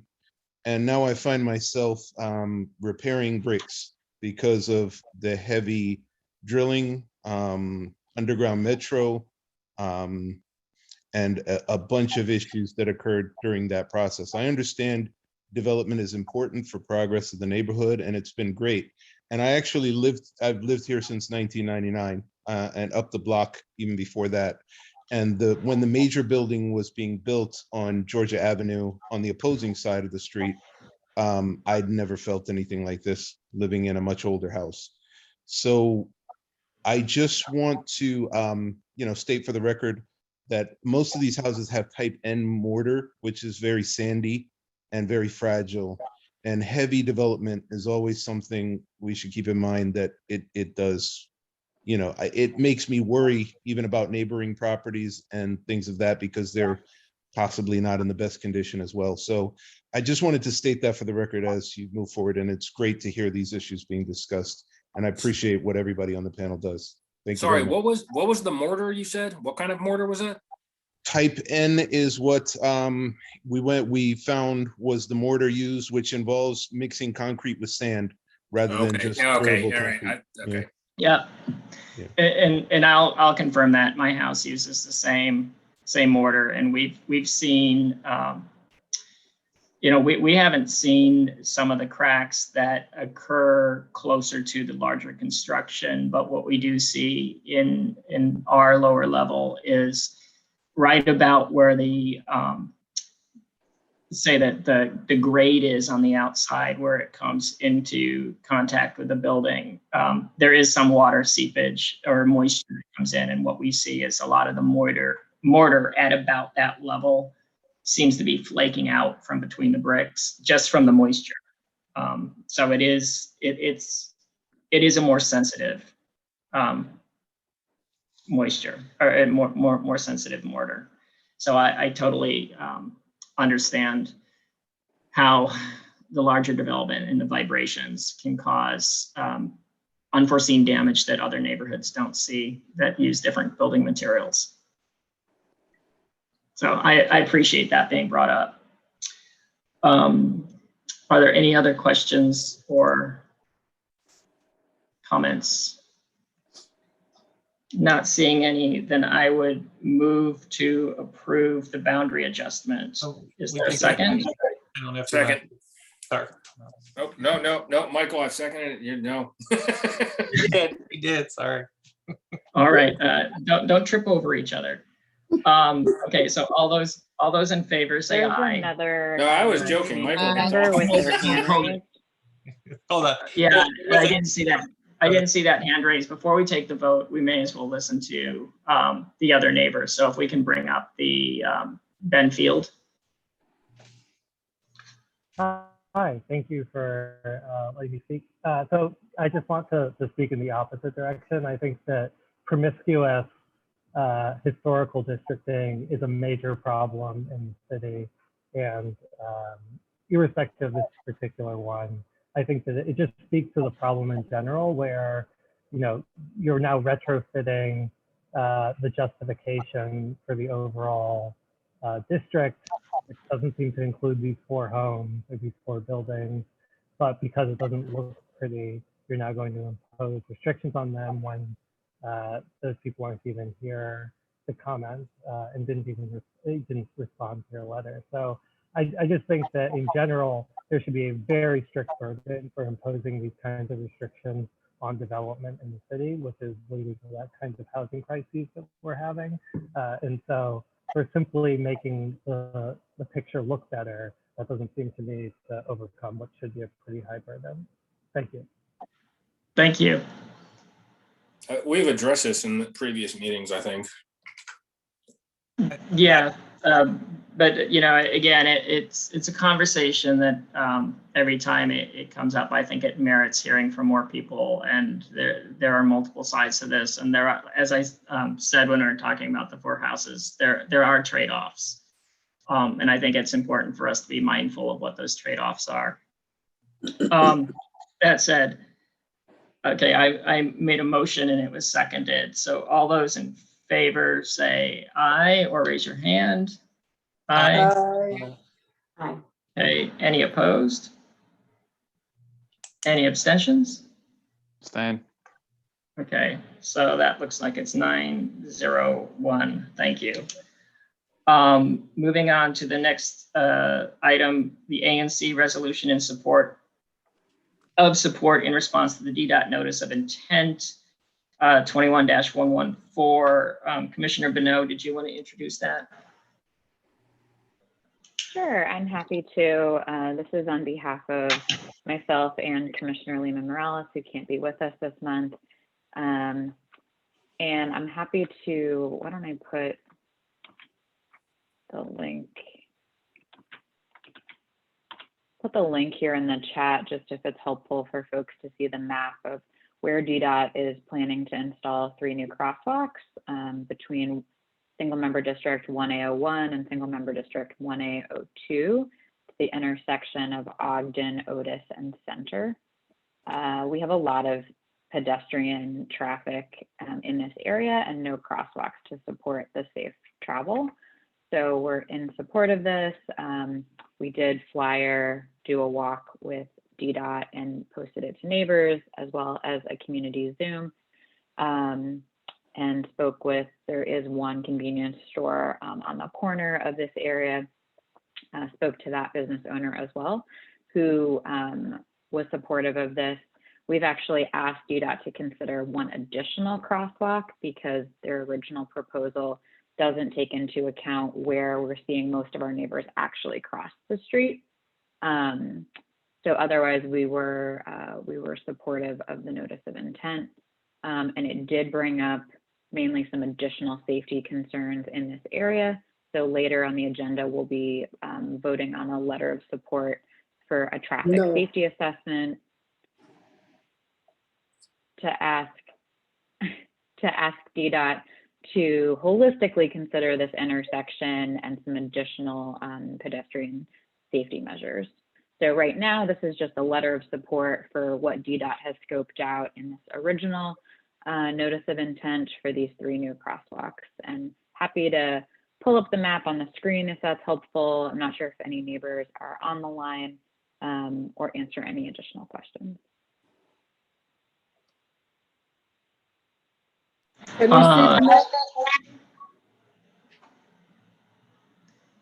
Commissioner Wade has asked for the map. Is that able to be brought up? Yeah. Thanks. Yeah, I'm happy to do that. And let's see. Are you seeing this intersection? Yep. Okay, great. And so you'll see this does end up removing 3 parking spaces, and that is unfortunately not up to us, and that is what DDOT will proceed with. Where we are able to provide comment and influence is the location of these crosswalks. And so you'll see the 3 that are proposed here go across Otis, Ogden, and Center. And this building on the corner of Center and Ogden is where the convenience store is located. There's already a curb cut with no crosswalk from that curb cut to any neighboring sidewalk. So our letter of support just asks for a consideration of a crosswalk from that corner of Center and Ogden across Otis to the other corner based on where pedestrians are actually traveling.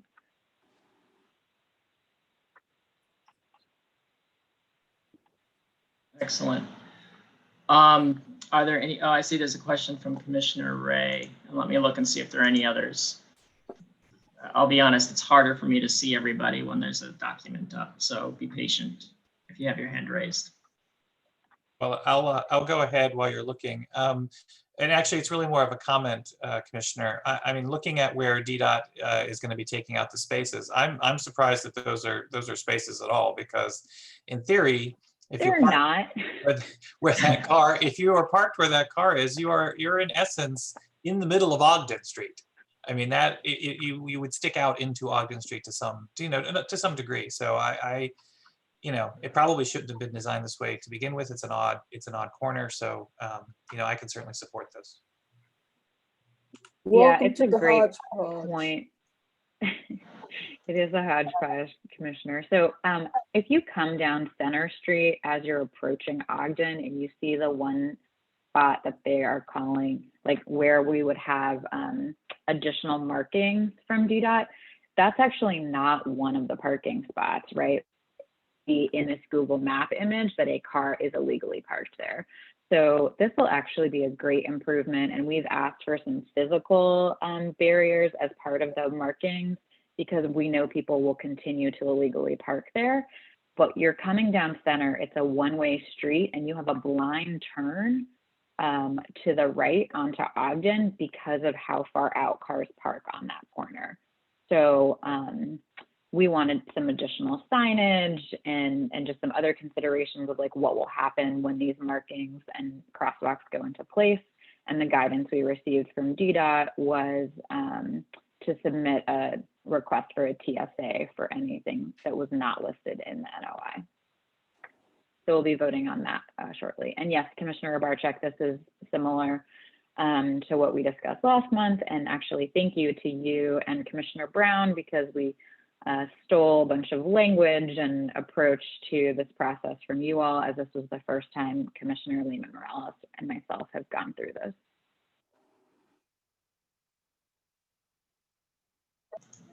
Perfect. I don't see any hands raised, so I think we're ready for a motion.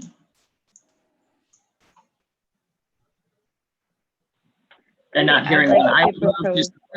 Okay, I'll second Commissioner Bonneau's motion. How about that? Great. I appreciate that. To vote in favor for the resolution of support for this NOI. Yeah. So all those in favor say aye. Aye. Aye. Aye. Any opposed? Any abstentions? That makes the vote 10-0 to 0. Then that goes right into your other letter of support for the transportation safety assessment at Ogden. And is this the same intersection, Commissioner? It's the same intersection. That's correct. Okay. Let's move. I presume there's not much more we need to talk about it. So I would move to support your letter as well. Second. Is there a second? Moved and seconded. All those in favor say aye. Aye. Any opposed? Any abstentions?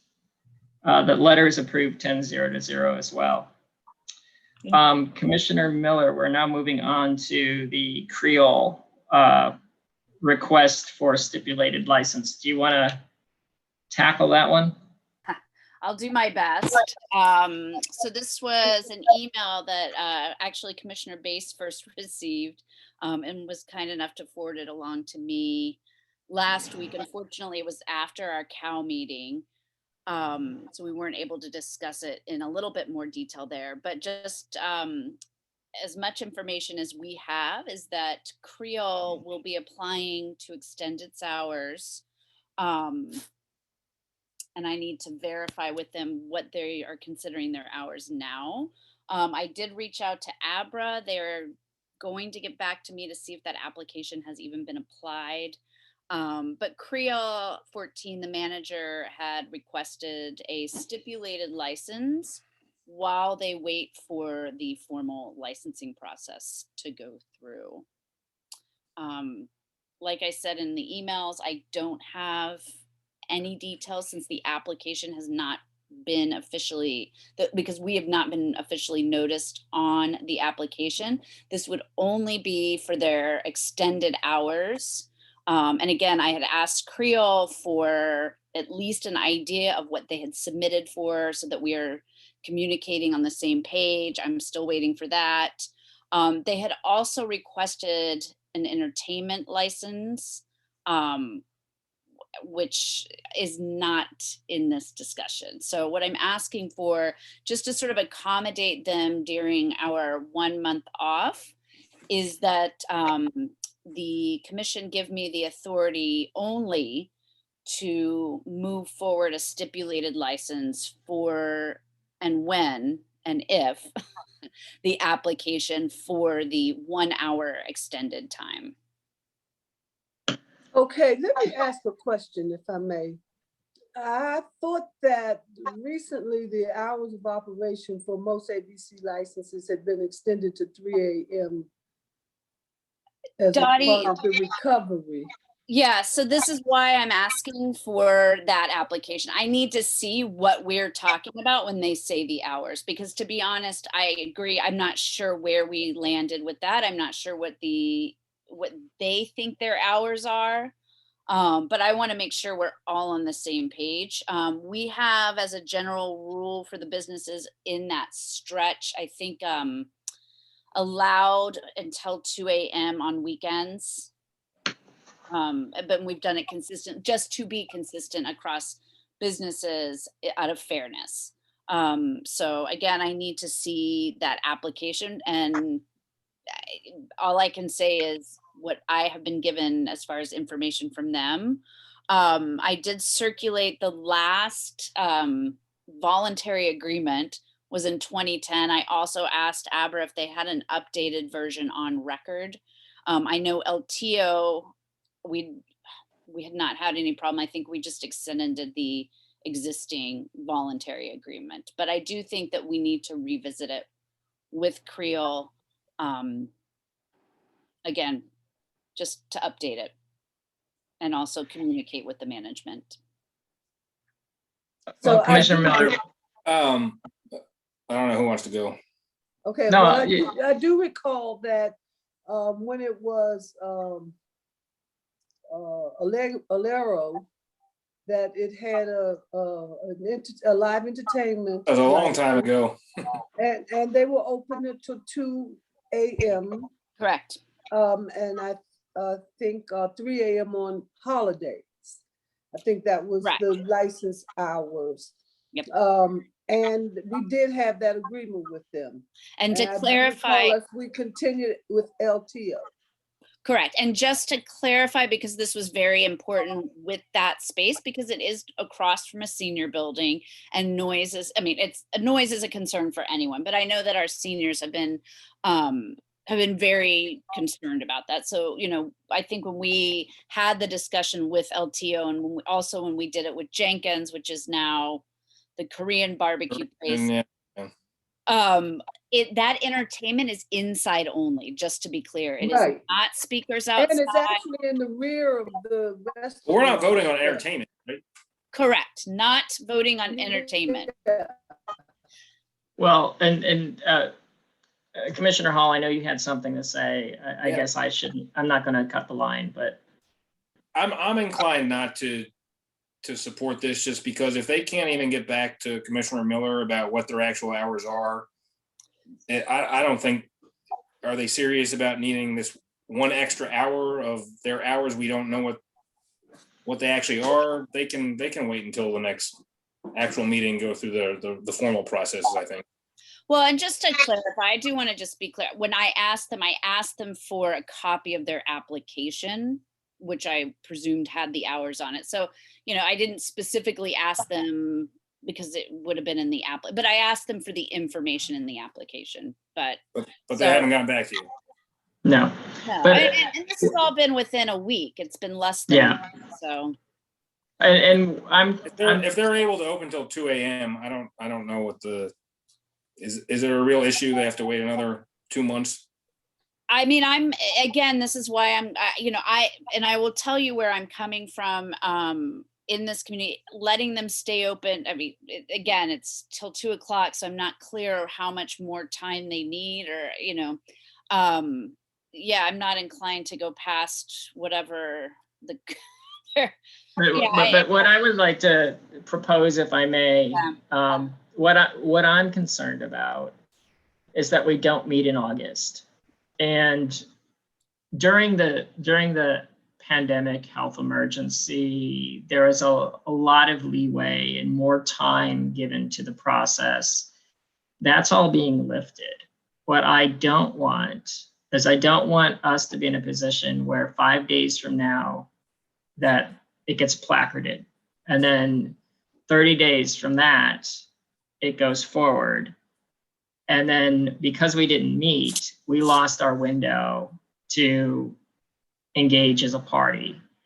And so I would be more akin to voting something along the lines of, we are giving the authority from the ANC to the single member commissioner that if in that window, if the building gets placarded and we're not going to be able to weigh in on this, I think it would be beneficial if Christine, with the backing of the ANC, could have a gamut of options. She could choose to have a stipulated license for an extended hour if she thinks it's okay for her constituents. She doesn't have to do it. And she might even file a protest if she can't get anywhere and she's observing that there are conditions that are detrimental to the community. You know, I don't want us to be hamstrung where something that could. I think you see what see where I'm going. You're right, Ken. I didn't know it was such a procedural issue like that. But I think you're correct. If we need to take the vote to actually have influence on this going forward, then yes, then I would support that. I just don't want to give a blanket extra hour to people. And Christine, I don't think you'll actually do that. I mean, you're going to take your time to look into it, but yeah. So yeah, okay, I understand now. Yeah, and to be fair, I wasn't given enough time to really have a more thorough conversation with the neighbors because I have had some notices and some concerns expressed. So I also would not have wanted to do it in this meeting because we hadn't had the time to do it. Plus, we don't have an actual application at this point. But to Kent's thing, not having a meeting in August kind of leaves us in this odd dead space. Yeah, okay, that makes sense. Commissioner Ray, I see your hands up, and then we'll go to Commissioner Clark. And I don't know if it's. Oh, and I say Commissioner Wade wants to chime in again as well. So. Well, let me just share, because I do want to share this quickly. They do have the. I have the original placard, which shows us that their current hours inside is until 1 a.m. on Sunday through Wednesday and 2 a.m. Thursday through Saturday, and then outside is Sunday through Thursday till 10 and Friday to Saturday till 12. So just so we all know, and as we kind of said, we this window passed. So the only way now, if you are going to attempt to get some kind of an agreement in place, is to use this opening process to see if an agreement is necessary. And so I think this kind of helps back up because they already have fairly late hours. The only thing they might be trying to move is as we've said before, they can stay up until 3. They might be trying to stay open until 2 and 3 and really take advantage of a more nightclub, I shouldn't say nightclub, a more tavern kind of atmosphere. But they do have, it would appear, a live entertainment endorsement for the Sidewalk Cafe. And if we don't have an agreement that covers what kind of live entertainment we expect to see, well, they can pretty much do what they want. So just pointing that out to everybody. And I'll send this to to Commissioner. Yeah, I mean, again, we have the agreement that's been in place for the consistent restaurants that reflects this. Again, what I'm not clear on is which times they're looking to extend, if they want to do Wednesday, Sunday through Wednesday until 3 a.m. like Commissioner Love waits. It's not clear, but yes, they are looking to extend hours. Now, whether it's all of them across the board, whether it's just on the weekend, whether it's inside, whether it's outside, whether it's both, they have not been clear, and I have not gotten an actual an actual ABRA application to know what their thinking is on that. So again, yes, that's where we are now. I don't know what they're looking to do other than 1 hour. It's all the information that I have. I think we should just give you the authority to do it, and we can talk about it on email. And if we think, I forgot that the retirement home was across the street. It's. Well, I just have to keep bringing up the fact that perhaps we should check with the Office of Nightlife, because the regulations for ABRA has changed. Oh, they do something? As a result of the pandemic, all of the restaurants, meaning you serve food, can stay open to 3 a.m. nightly. Now, that has nothing to do with entertainment. I'm not supportive of outdoor entertainment on 14th Street, live entertainment, but they have plenty of space inside, and they're acoustically developed, set up to accommodate that kind of music. They had mariachi bands in there forever. They make a whole lot more noise. And well, music, a lot of music. I didn't mean noise per se, but the vibrations were a little different. So the entertainment part on the inside does not give me any stress. I personally don't want to put a restriction on a restaurant that's not on other restaurants. So if their stipulation, if their agreement with us already is to 2 a.m., and the law now says they can stay open to 3 a.m., and if that's the stipulation they're asking for, which in my mind, I think that's what they're asking for, to be able to operate according to what the new nightlife regs are. So I don't know if all of the restaurants are going to have to do it, or if just certain restaurants have to do it. I don't know. So I think that's something we need to look into before we proceed. Yeah, and I do want to just build on that, Commissioner Lovewade, because this has been a conversation in our community for past restaurants. With that change, I think that's a different conversation, and I think it's something I would like to have with the commission as a larger body, because I think also one of the things we've tried to do, again, sort of as you've pointed out, is be consistent with our restaurants. And be consistent with the ownerships of those restaurants. Right. So there's a different ethnicity now owning this restaurant than previous ethnicities. And I don't want any imbalance there either, so that there's a different type of noise. Yeah, I've had no complaints on LTO. I did not have any complaints on Alero. Again, that's why we haven't bothered with changing the voluntary agreement. So we will see. So ABRA has complaints? If ABRA has complaints, and that's what I meant to ask earlier about the other establishment, when we're talking about denying licenses because neighbors say they create a nuisance and there's been no formal complaints filed through 311 or any other manner, then that's kind of hard for us to put our teeth in anything from he said, she said, hearsay.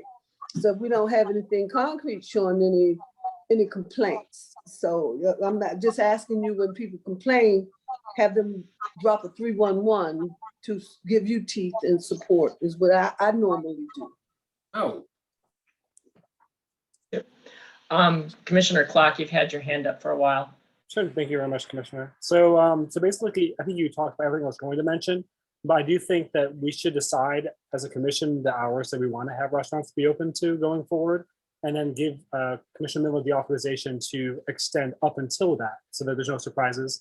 And I think we should go ahead and approve that if we can make a decision now. Well, I wouldn't want to do that if it's contrary with the new DC law permits. I mean, we have to weigh in what the law now permits. That's why I asked that we check with the Office of Nightlife.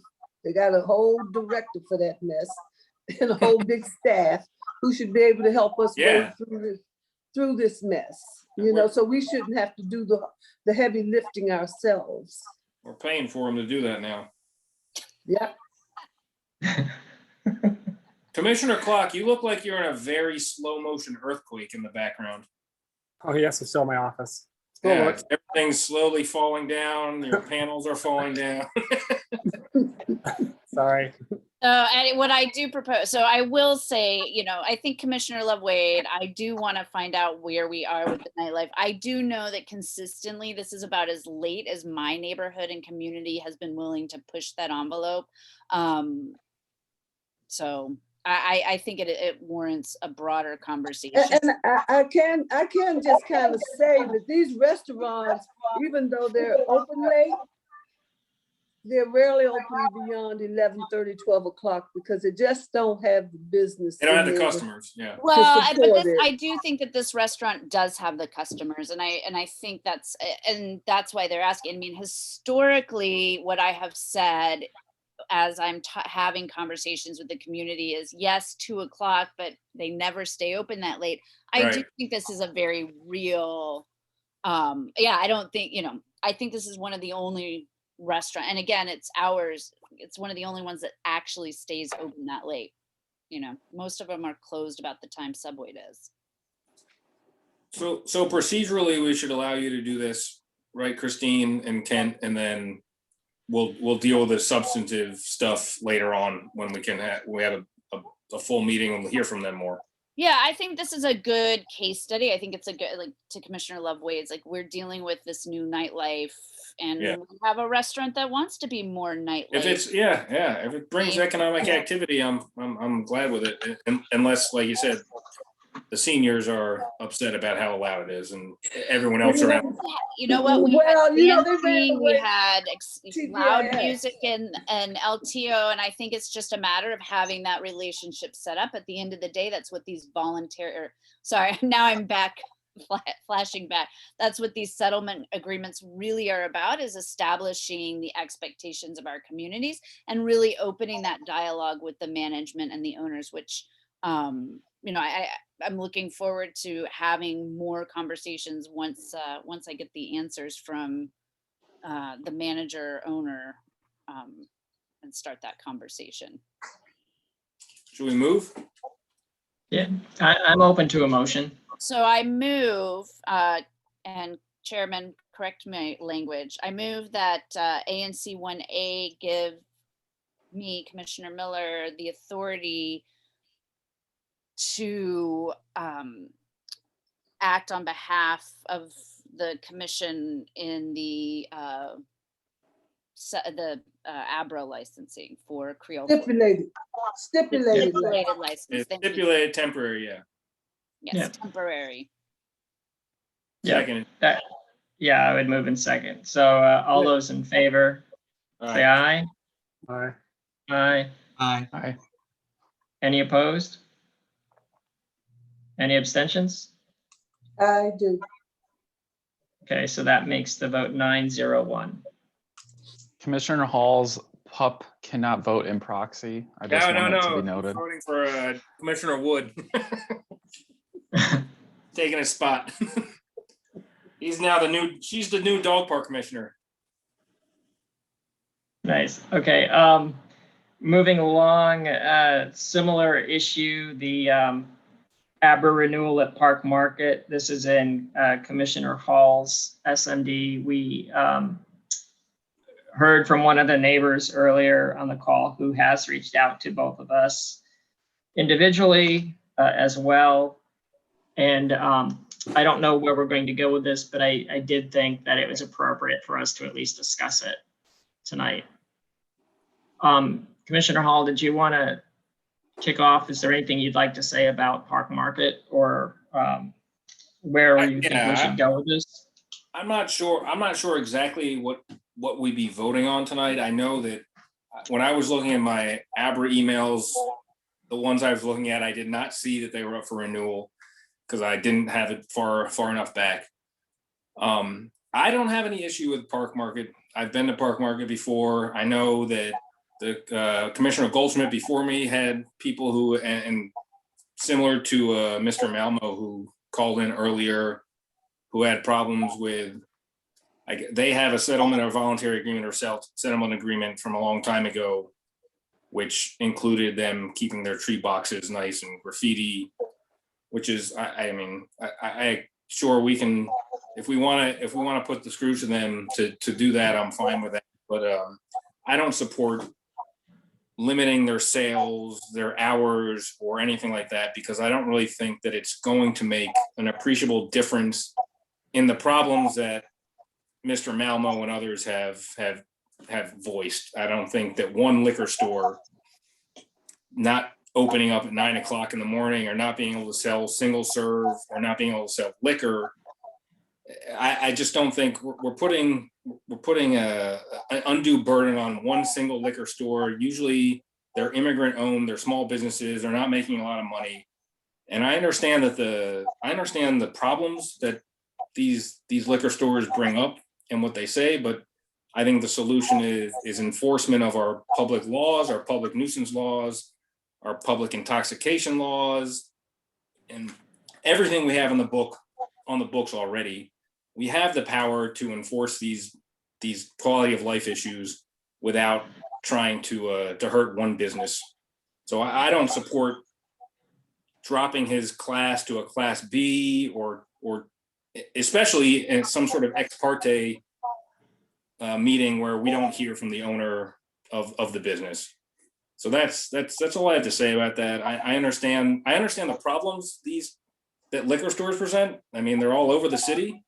I just don't know why we would single out one more than any other one. If we want to make a citywide policy where we can't sell single beers or small bottles of liquor or open at 9 a.m., that's fine. We can do that. But we can stop him from doing it. We're not going to stop Cavalier from doing it on 14th and Parkwood, and we're not going to stop all the other ones from doing it. So I don't support singling out this store. Also, my question would be, how many 311 complaints? Again, if there's no paper trail, hearsay and personal preference doesn't go very far. But well, that's what the people who want to challenge this, they can bring that up. You know, I'm not looking it up, so right. And I don't know of any of them. If they have concerns, they need to paper it with 311s, and when their license come up, there would be something that we could sink our teeth in. But a personal preference, I would prefer a grocery store to a liquor store. Whereas I prefer a church to a grocery store because I could walk closer. You know what I'm saying? So preference and the law are two different things. I completely agree, Commissioner Loveway. Commissioner Ray, your hand is up. Thank you. In hearing the gentleman that spoke at the beginning of our meeting, I would kind of agree with Commissioner Hall that those items can be sent. Most of our voluntary or settlement agreements have a clause in there that talks about a cure notice, where we're supposed to send a letter to a particular point of contact that identifies to them where they're falling short. And if they then get a 30 days to try to rectify that situation. So if we do have any kind of vote tonight, maybe it would be that for Commissioner Hall to send such a kind of letter to the Park Market to address the complaints that neighbors are having that seem to be in conflict with the settlement agreement, assuming that those items are actually there. I haven't read it, but we can check after here and see if that's the case. And then if anyone is going to be listening to this either now or later, right now, letters of petitions for opposition are due by 7/26, and neighbors can do that on their own if they so choose. If five neighbors or an abutting neighbor chooses to send in a letter of petition, they can do that and take this on themselves as well. So you have that opportunity if you're listening. That's it. Okay. Thank you, commissioners. So it sounds to me like there isn't a motion or action that we're considering officially. I would agree. I tend to agree with Commissioner Ray in that, and I don't even know if I would send an official letter per se. I think there's more to be gained by stopping in and having a conversation. Right? I mean, if I can get the settlement agreement that they have, I don't have it on, but unless it's in my in the whatever our email system is, but I don't know if I have it myself on. We can find it in Abra. They have a pretty decent, yeah, and it should be on our website too. Okay. Well, I was going to say we can get it pretty quickly if we don't have it on the website. The other thing that I don't think a lot of people realize is the operator should have it on site as well. Like they should have a copy. When an Abra inspector comes by and asks to see it, it's supposed to be there readily available. So I only go in there maybe once every like 3 or 4 months, so I haven't been in there a while, but I can just stop in and pay them a visit and talk to them about it. Yeah, I mean, and I will say I have a similar concern with Iacovelli Liquor or Cafe and Liquor on Georgia and Quebec. And I was contemplating a protest, but I think the path that's going to be the most productive in my situation is I'm working with District Bridges. We're trying to come up with a plan. We want to sit down with the owner. The owner actually seems interested in working with us to be better community serving, but he does need some help, right? Like he's not creative enough in thinking about how he could tweak his business model to maybe minimize some of the impacts and encourage stronger support from the community. And that's kind of what District Bridges is all about. So that's why I'm trying to work with them to find a better path to make it a more sustainable model. So, I mean, to some of the points that were brought up earlier, a lot of these shops have a very thin margin, and they're thin margin. They're independent. They're local. Immigrant in many instances, but not all. And so, my goal is to try to find a way to help the business to improve themselves and be a better partner in the community. I honestly believe there is a win-win in here somewhere. I think if we can make them, if their market doesn't require them selling single serving beers and small bottles of liquor, I think that's the goal we have. We should have. Their market they should be able to make money with people who aren't addicted to alcohol. Well, and in many instances too, when people who are when people are truly addicted to alcohol or have already been obviously overserved, they tend to find a surrogate to go in and get it for them. So the business owner doesn't know what's going on outside of his business, and that's a difficult one. And I think if former Commissioner Wright were on this call tonight, she would also tell you that, and I agree with her. We tried to consider a ban on single sales many years ago, and other areas in town had done it, but be careful what you go after, because what we also saw happening is when businesses weren't allowed to sell singles anymore, they started packaging them as doubles, right? Like they found a way around it. Yeah, and it was, and so it really didn't solve the problem. Well, it also hit people who couldn't afford a 6-pack. Yeah, exactly. Yeah. I mean, it was also right. very Sometimes you just want one beer. That's all the money you have. Well, or sometimes you just need one beer to do a beer batter on whatever it is you're cooking. So it finds a way. Thank you, Mr. Jurassic Park. Mr. Goldblum. Oh, dear Lord. Okay. So then I think we have some concurrence among us that perhaps the first step is to just have conversations with the business owner and get the settlement agreement and see if there's anything to be made there. And we can inform the neighbors if they so choose and they have a group of 5, there is a path open to them if that's the path they want. But we're going to work within the path of reviewing the settlement agreement and seeing if there's anything there that's not being enforced. Is that appropriate? Sounds good to me. Okay. Then what I would do is, since this was on the agenda as an item, I would just move to table this so that we can officially move it, with the understanding of everything we've talked about and the action items within. Second. Okay, moved and seconded. All those in favor say aye. Aye. Any Aye. opposed? Any abstentions? The ayes have it. All right, going on to the grant application yet again. Commissioner Ray, I see I've been removed as sponsor and you've been added. So do you want to take a swing at this? I'm willing to give it a shot.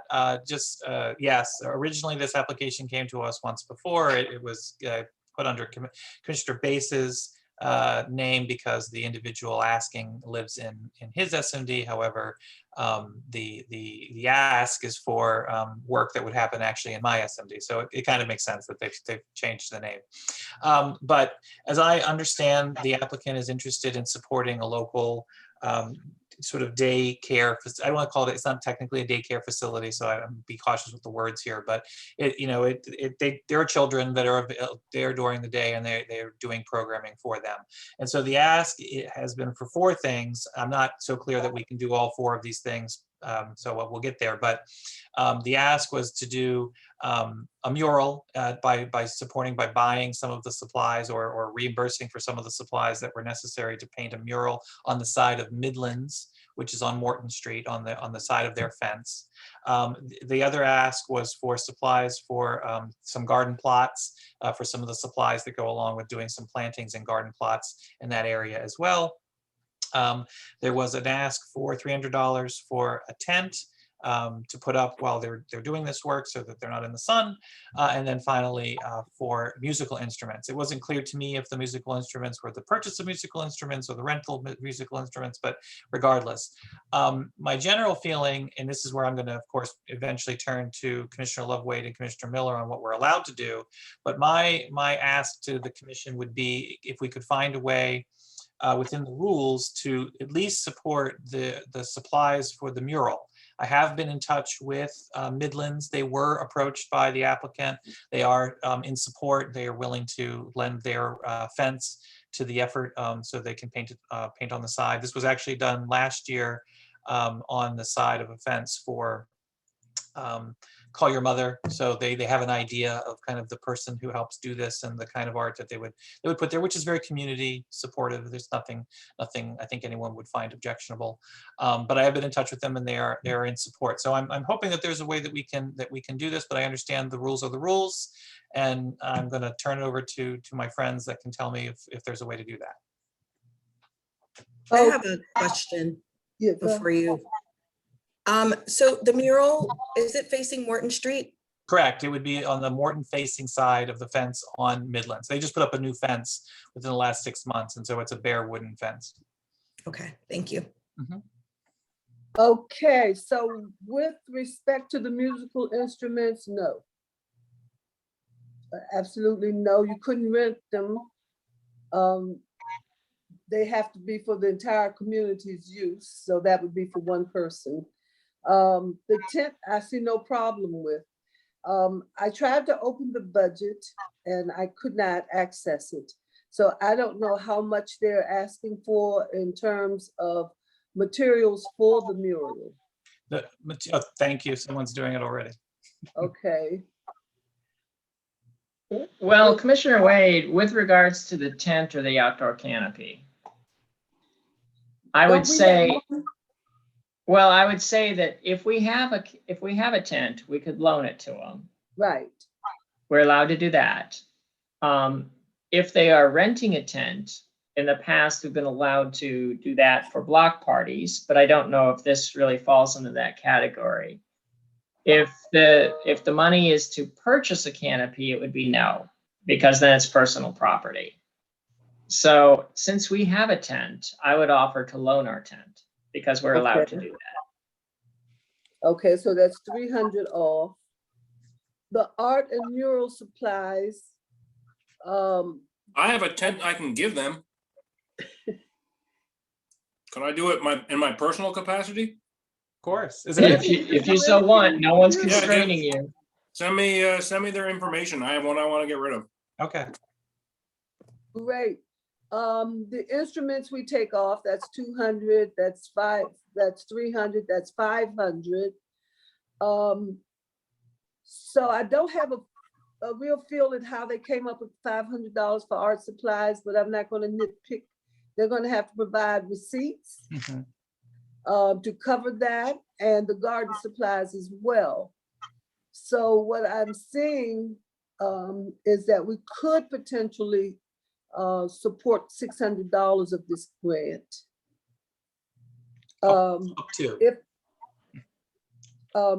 Is Commissioner Miller still on? I know she said she had to leave early. I am. So what are your thoughts? My concern was the tent. That's already been addressed. I would agree with you on the art supplies. I think this mural serves a greater community-wide benefit. Right. I do want to say, I did reach out to Gottlieb. I had not heard a response. In my mind, and it sounds like everyone's sort of of similar thought, that this does can be considered a community good. I will tell you, in the past, when we have supported day camps, they were denied.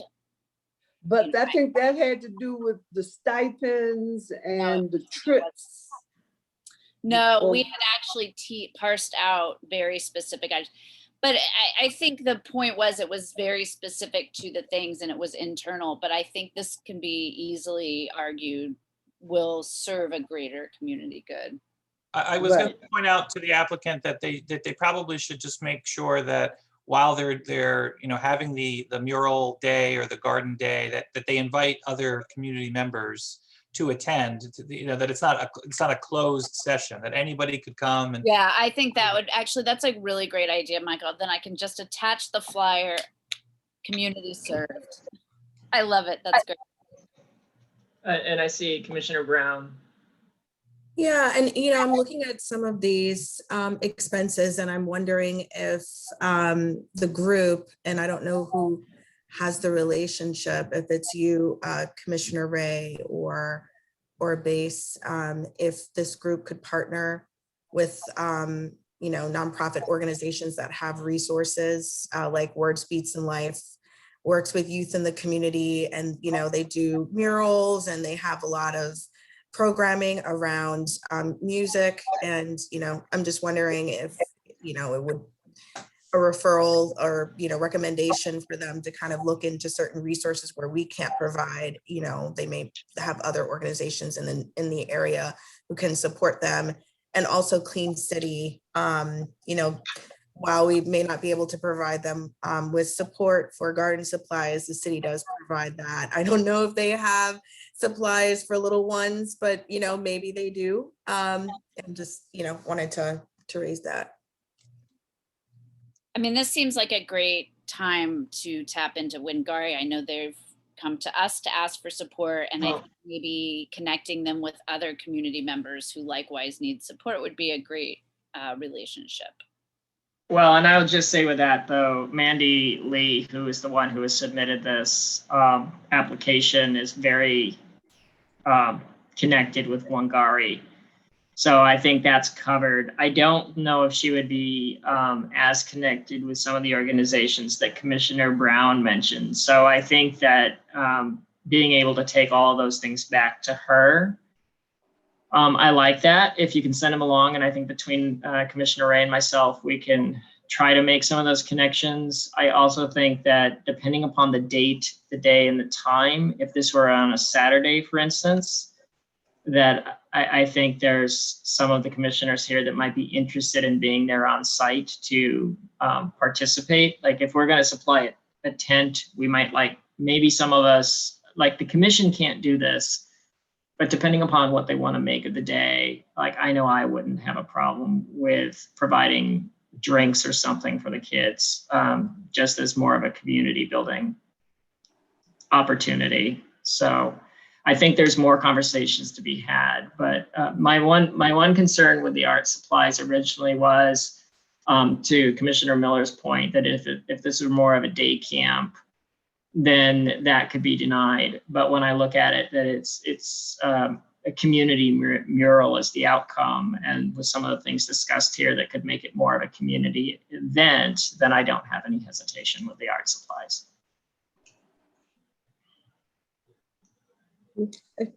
Well, then shall I do the motion? Just for point of clarification, are we able to support both the mural and the community garden, or just the mural? Both. I think we can do both. It's a project for the community, and Just making sure. You know, I think we can. So I'm going to recommend that we approve $600 for the murals, the art supplies. What they do with the art supplies, if they put it on paper, if they put it on a wall, they put it on a canvas, it's not relevant. We're going to support the art supplies for the community project. And we're going to support the garden supplies for the community project. And Jason, to your point, I think, again, I do want to, and I'm just saying this from my perspective, having had young children, I think that, it would be great if we could open it up to a community event, but I can also understand why there might be limitations or concerns about doing that. But I think regardless, as Commissioner Love Wade has couched it, what they're providing is ultimately a community benefit. All right. So Commissioner Wade has made a motion. Is there a second? Second. Moved and seconded. All those in favor of approving a grant of $600, say aye. Aye. Aye. Any opposed? Any abstentions? That is The ayes. assuming we have $600. And Commissioner Ray, can you help facilitate, and I'm very glad that you're sponsoring this because I know you will be amazing. You're going to provide me with an amazing package of PDF files. Can you help facilitate that for me, please? Of course, I will make it as easy as I can. I appreciate it. Thank you so much. Thanks. Perfect. Next to the last item on the agenda is, because Commissioner Rybarczyk is stepping down, we have an opening for the position of secretary. I think this would be a good opportunity for us to fill that vacancy so that we don't have a gap. Are there any nominations for the position of secretary? So I'm going to speak up. Commissioner Gorpaday and I have spoken, and we would like to sort of tag team a little bit. And there may be a need for one of us to be the lead and the other be the support, and that's fine. But with the notion that I might support the meetings themselves and the minutes and the agendas, and that Commissioner Gorpaday would take on some of the communications and social media stuff, although I may help other too. I think something like that would be appropriate. I will add, again, I'm putting myself up for nomination. I'm not saying I'm the person. But I would add that, I am likely to do this for the rest of this term, and I'm not going anywhere, but I am not necessarily likely to be back again in the next term. So it is a good idea to maybe have a sort of automatic passing of the torch, assuming that Commissioner Gorpaday thinks that she might be back next term. So anyway, with that, I'm at least putting that out there, but I will let Commissioner Gorpaday speak for herself. I just want to second what Michael mentioned. I think it'll be really helpful to split up the roles, I think, and then make our communications a little bit more robust, and maybe have that be a better way of connecting with young people, to get young people more involved in the ANC. And so, and I love Michael. I think we work really well together already. So I would love to work with him in this capacity as well. So, but open to your thoughts, feelings, emotions. So I nominate Commissioner Michael Ray as secretary and Commissioner Gorbaday as vice secretary for the ANC commission. Second.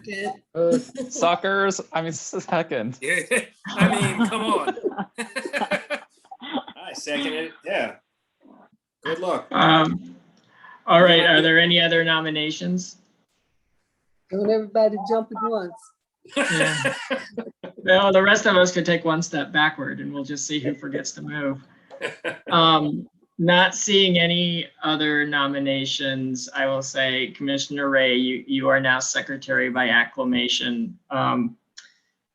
Thank you for stepping up. I think that you and Commissioner Gorbaday working together will do us proud. I think that's a really good solution. Like, I know how much work is involved, so I like that a lot.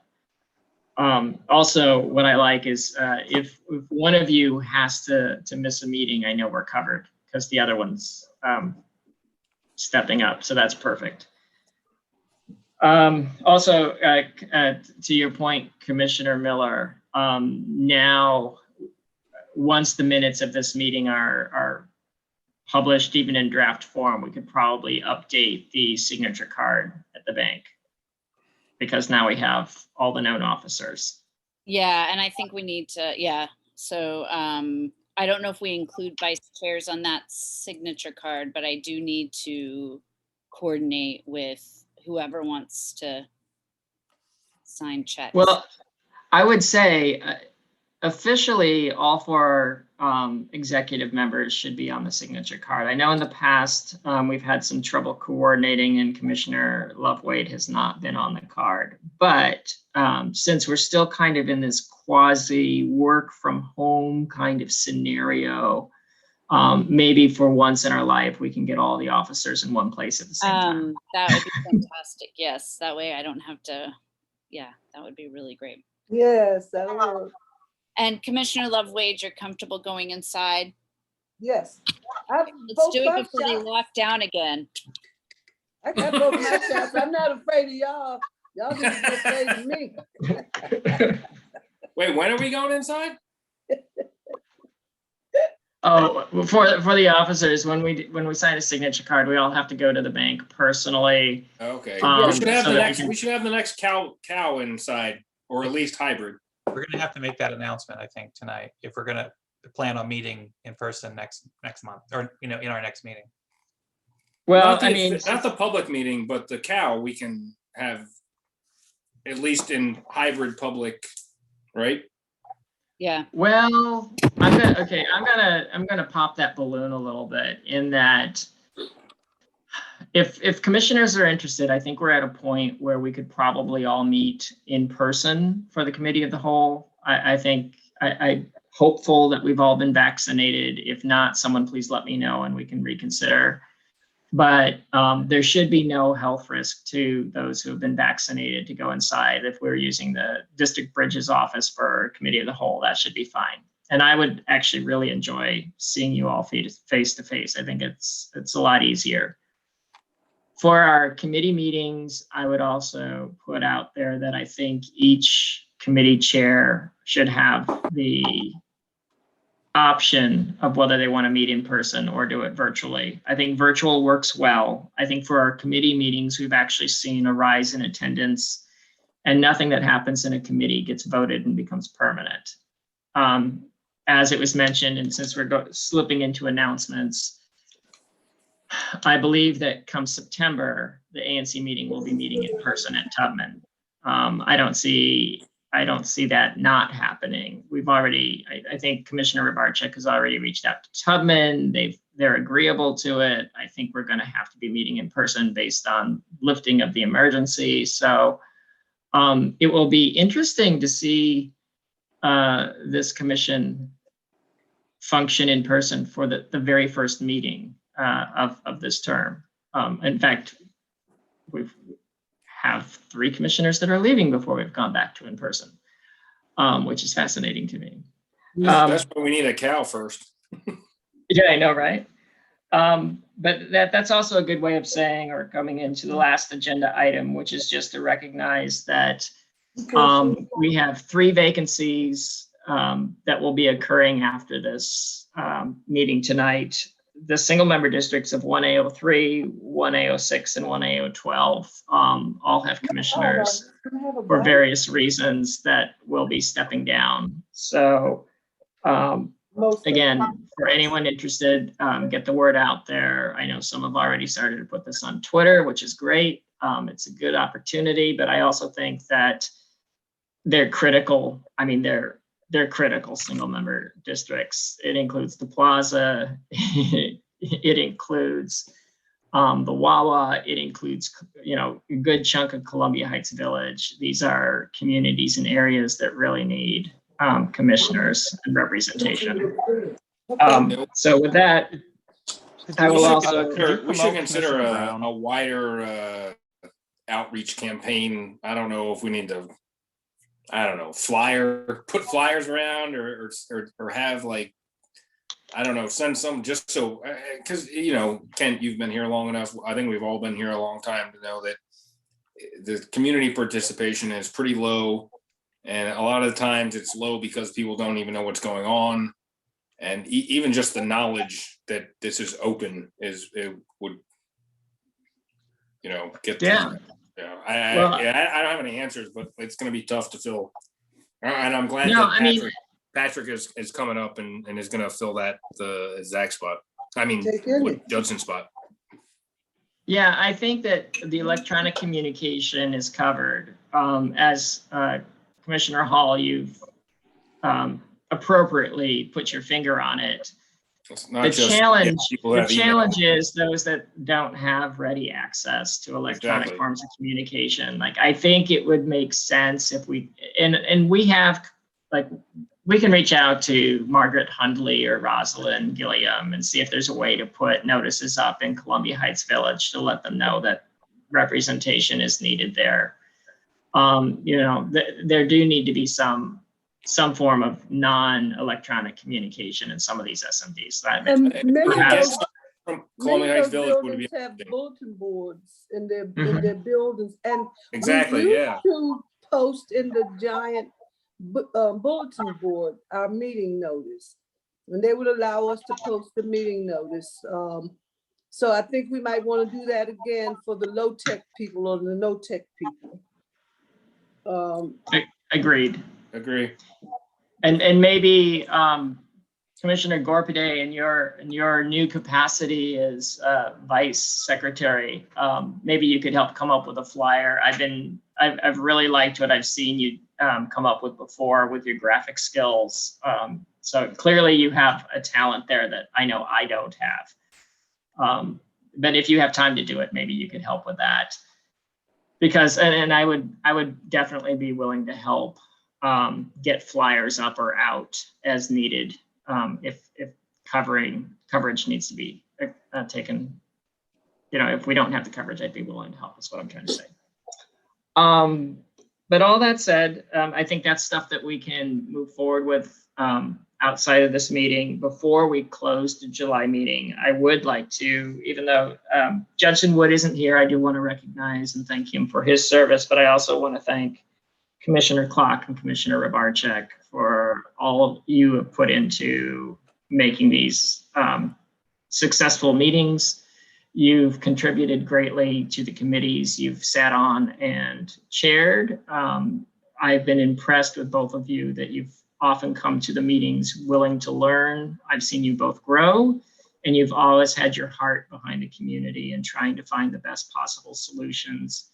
Even when we disagree on things, I know we're all coming at it from the right place and we're all learning from each other. So you've made us a stronger commission, and I'm very sorry to see you both go. So am I. I second that.